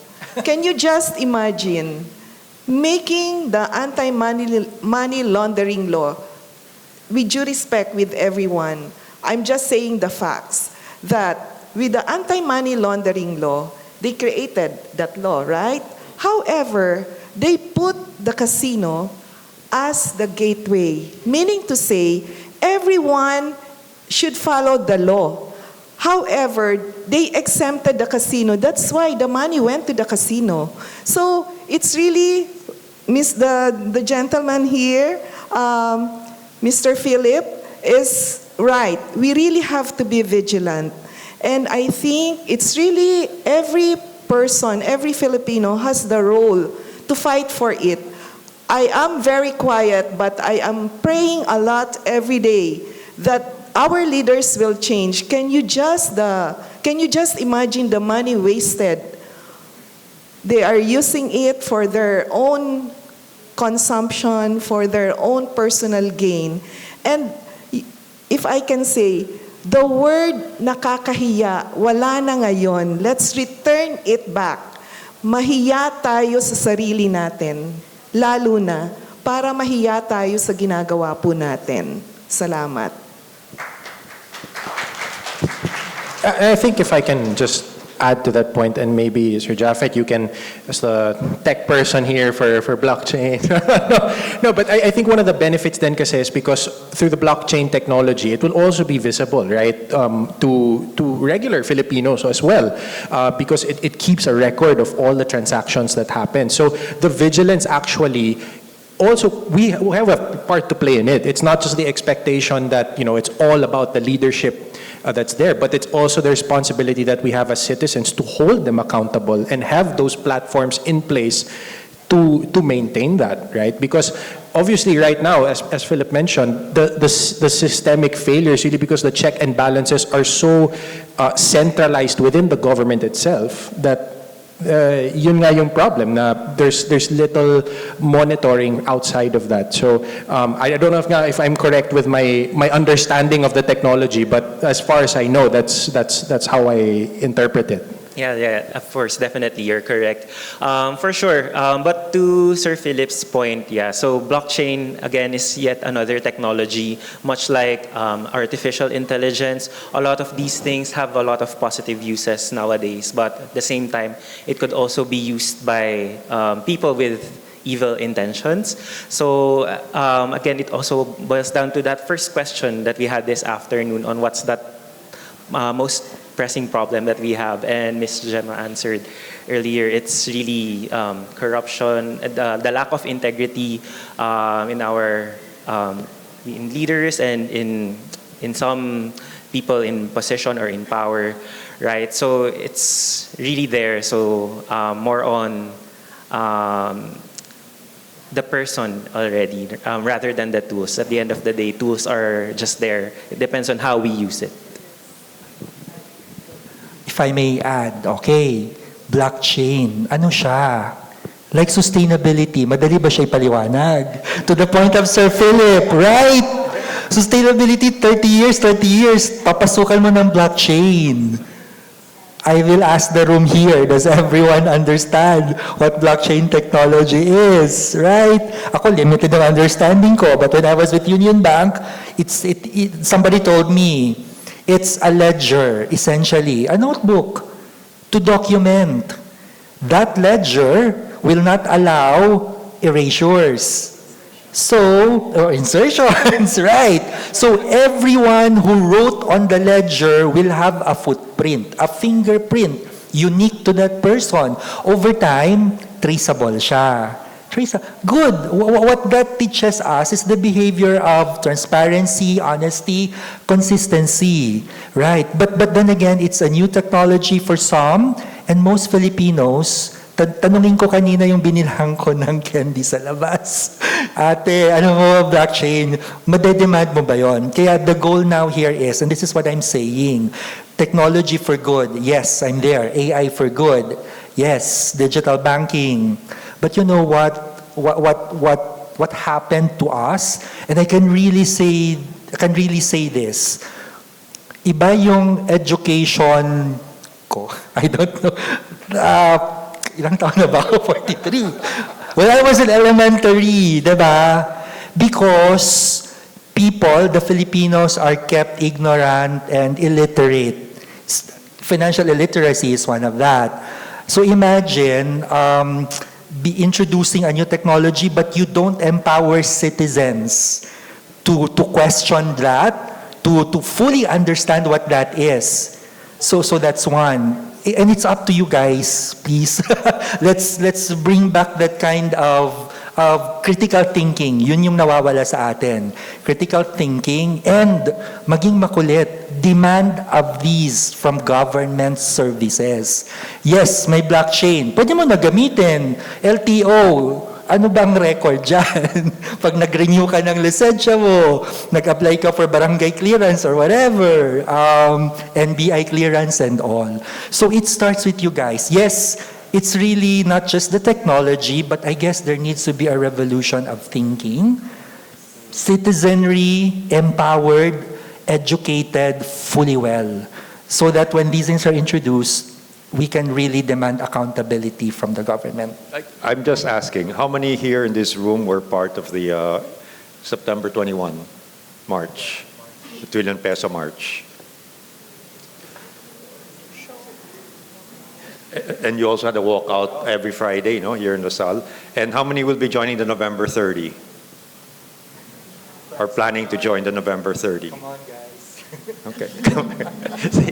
Shouldn't there be more people raising their hands? I don't know. I mean, we were talking here for the longest time about vigilance and about integrity. Shouldn't there be more people? Yeah, raise their hands higher, according to your professor. Show of hands. Show of hands. Well, would you care to know also that we in the media are also getting news, though, that the November 30 is supposed to be infiltrated by Iglesia, more than 1 million protesters, but they're going to turn that November 30 into a resign Marcos, bring Sara to the palace march. So you see, that's what I'm just talking about, obfuscation of the truth, or of how whatever you guys are doing can also be manipulated for other things. No? So I mean, that's where we're talking about vigilance nga, no? All right. Wonderful discussions that we're having. I'm totally for it, but in the interest of time, I think we have time for one more question. So, yes, ma'am, please feel free to approach the mic. We'll have this as our last question for this afternoon.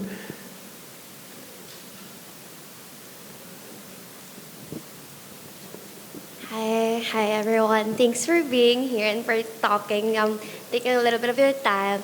I'm just really curious. Someone mentioned here that, especially in Visayas and Mindanao, of course, they're not as technically advanced as here in in Metro Manila. So I'm a bit veering away from the corruption. And, I'm really just curious about we're talking about sustainability, and of course, being sustainable. I think that includes being inclusive as well, right? It's been mentioned being inclusive with a lot of different people, and I'm really curious, especially with digital banking, right? How do digital banking approach or make your services more accessible to those in those regions where they're not really more technically advanced, or they don't have the resources to be able to access digital banking and those kinds of things? Okay, as the representative of the digital banking space, I will answer that question. Thank you. Thanks for that question. So there are actually many things that we do, right? I think the very basic one that we do is presence, right? And when I say present, we're actually on the ground. We have kiosks in Visayas and Mindanao that cater to the region. So customers of Visayas and Mindanao do not need to go to Manila or call a hotline. They actually have services very near their area that can facilitate any service that they'd like to, not any, but they can provide support, right, wherever it's applicable. So presence is one. The type of presence is also a little bit different. So obviously the service is a little bit different from what you would see here in Metro Manila, right? For example, I go back to language, right? But for example, the materials that we use for our activations or our programs in Visayas and Mindanao are in a different language. They are offered in the local language, right? So that's number one.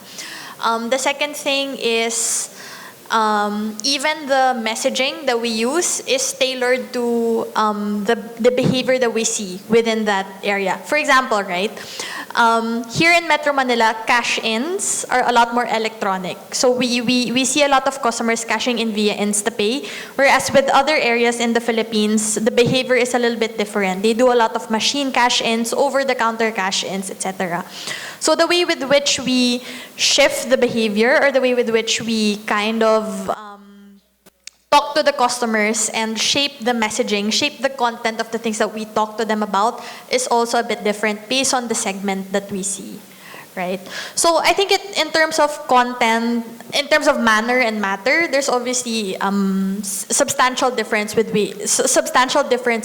the way we interact with the customer. I hope that answered your question. Yeah, actually. Thank you. Thank you.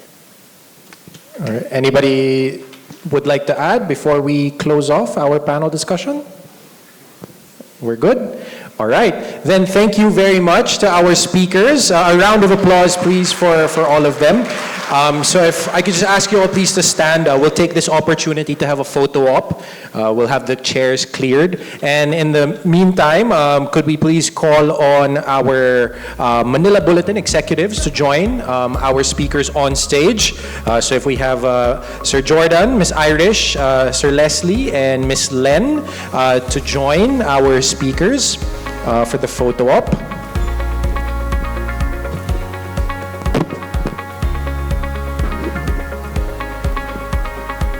We also have Dr. Nelson, the Dean, and also our Associate Dean. I'm sorry, sir, if I could get your... Sorry, I wasn't given your name. So I can introduce you properly. Dr. Reynold, yes, thank you, Doctor. And Dr. Nelson also, our two deans from the business schools here at the DLSU.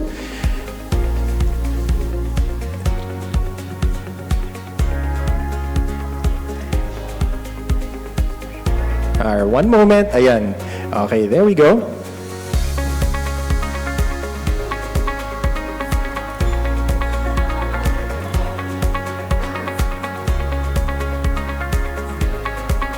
All right.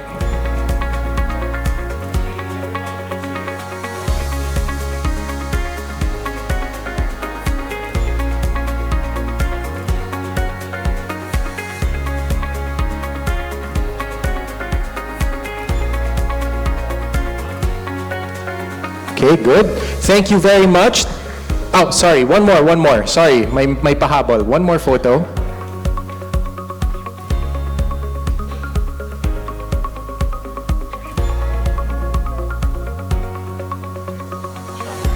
Okay, thank you very much. You may return to your seats.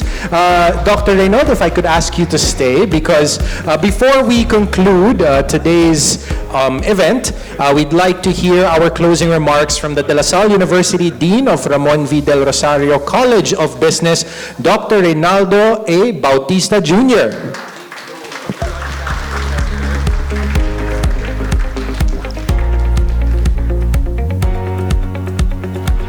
Good afternoon, everyone. To the students, thank you so much.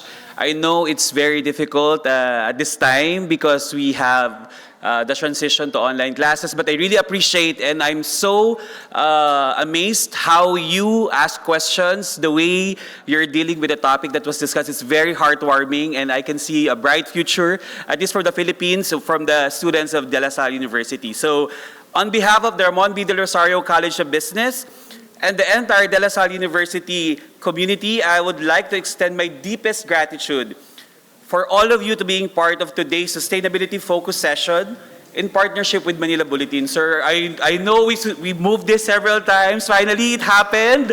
It's very productive. Thank you so much for bearing with us. You know, we value this partnership. And we actually look forward to more partnerships with you in the future, especially when you talk about how media and then improving the economy, making a difference in the country as part of the program that you're going to propose with us. To our speakers, I heard a lot of good things. I heard about blockchain, sustainability. These are like new concepts to most of the students, but I think we're getting there. I agree so much that At the end of the day, it's the people in power, us, the people who are going to move this forward. Whatever system we put, whether blockchain or whatever sophisticated AI tools would be in place, at the end of the day, it's us as the citizens of the Philippines and responsible people who are going to move forward the economy in the Philippines. And again, I would like to thank Manila Bulletin. Thank you for choosing the LSU as your venue for this very meaningful conversation. We value this partnership and look forward to more initiatives in the future that bridge education, media, and nation building. I hope that the conversation will not end here, but this should be the beginning of a deeper collaboration and more courageous actions toward the financially literate and sustainable Philippines. Again, marami pong salamat and Animo Lasal. Thank you very much, Dr. Rinaldo. Okay, eto na. So the moment we've all been waiting for. So we will be giving away and announcing our lucky winners for our raffle prizes. Again, generously provided by our brand partners and sponsors.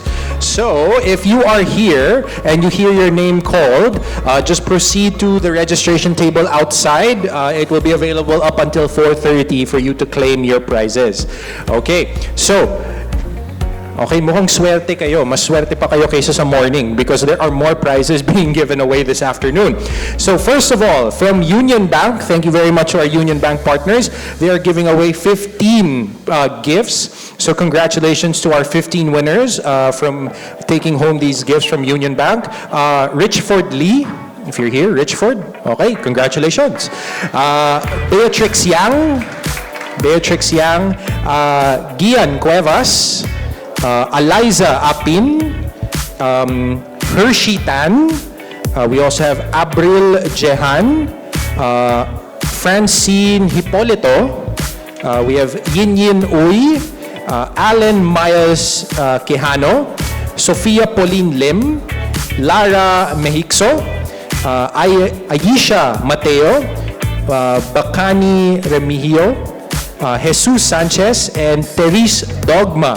So again, congratulations to those 15 lucky winners, and thank you very much once again to UnionBank for your generosity. Next, we have two winners, this time from GoTyme. So thank you very much, GoTyme. Two winners, congratulations to Kay Makaskas, yeah. Kay Makaskas, congratulations. And also to Calvin Tan. All right, Calvin Tan, congratulations. Next, we have 5 winners from HSBC. Okay, so thank you very much to HSBC. We have Sofia Lacanilao. We have Alva Alfonso, Aliyah Lising, Ethan Sazon, and Marga Banzuelo. All right, congratulations. And we have also one winner of a Belkin Soundform earbuds, okay? So congratulations, I hope you're here, Nicole Ngo. I heard a reaction. Yes? Okay, congratulations. O, mukhang masaya. O, diba? Sulit yung pagpunta dito.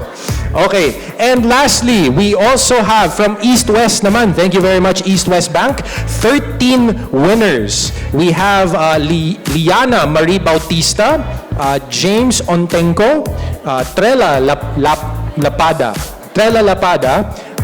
Maysin Sheng, Frankie Ferrer, John Carlo Primavera, Danica Risonable, Carla de la Cruz, Blessed Plata, Christina Arosena, Cristel Chua, Cas Andrea Saba, and Johannes Badilio. So again, if you heard your names called for any of our prizes, just proceed to the registration table outside. They will be there up until 4:30.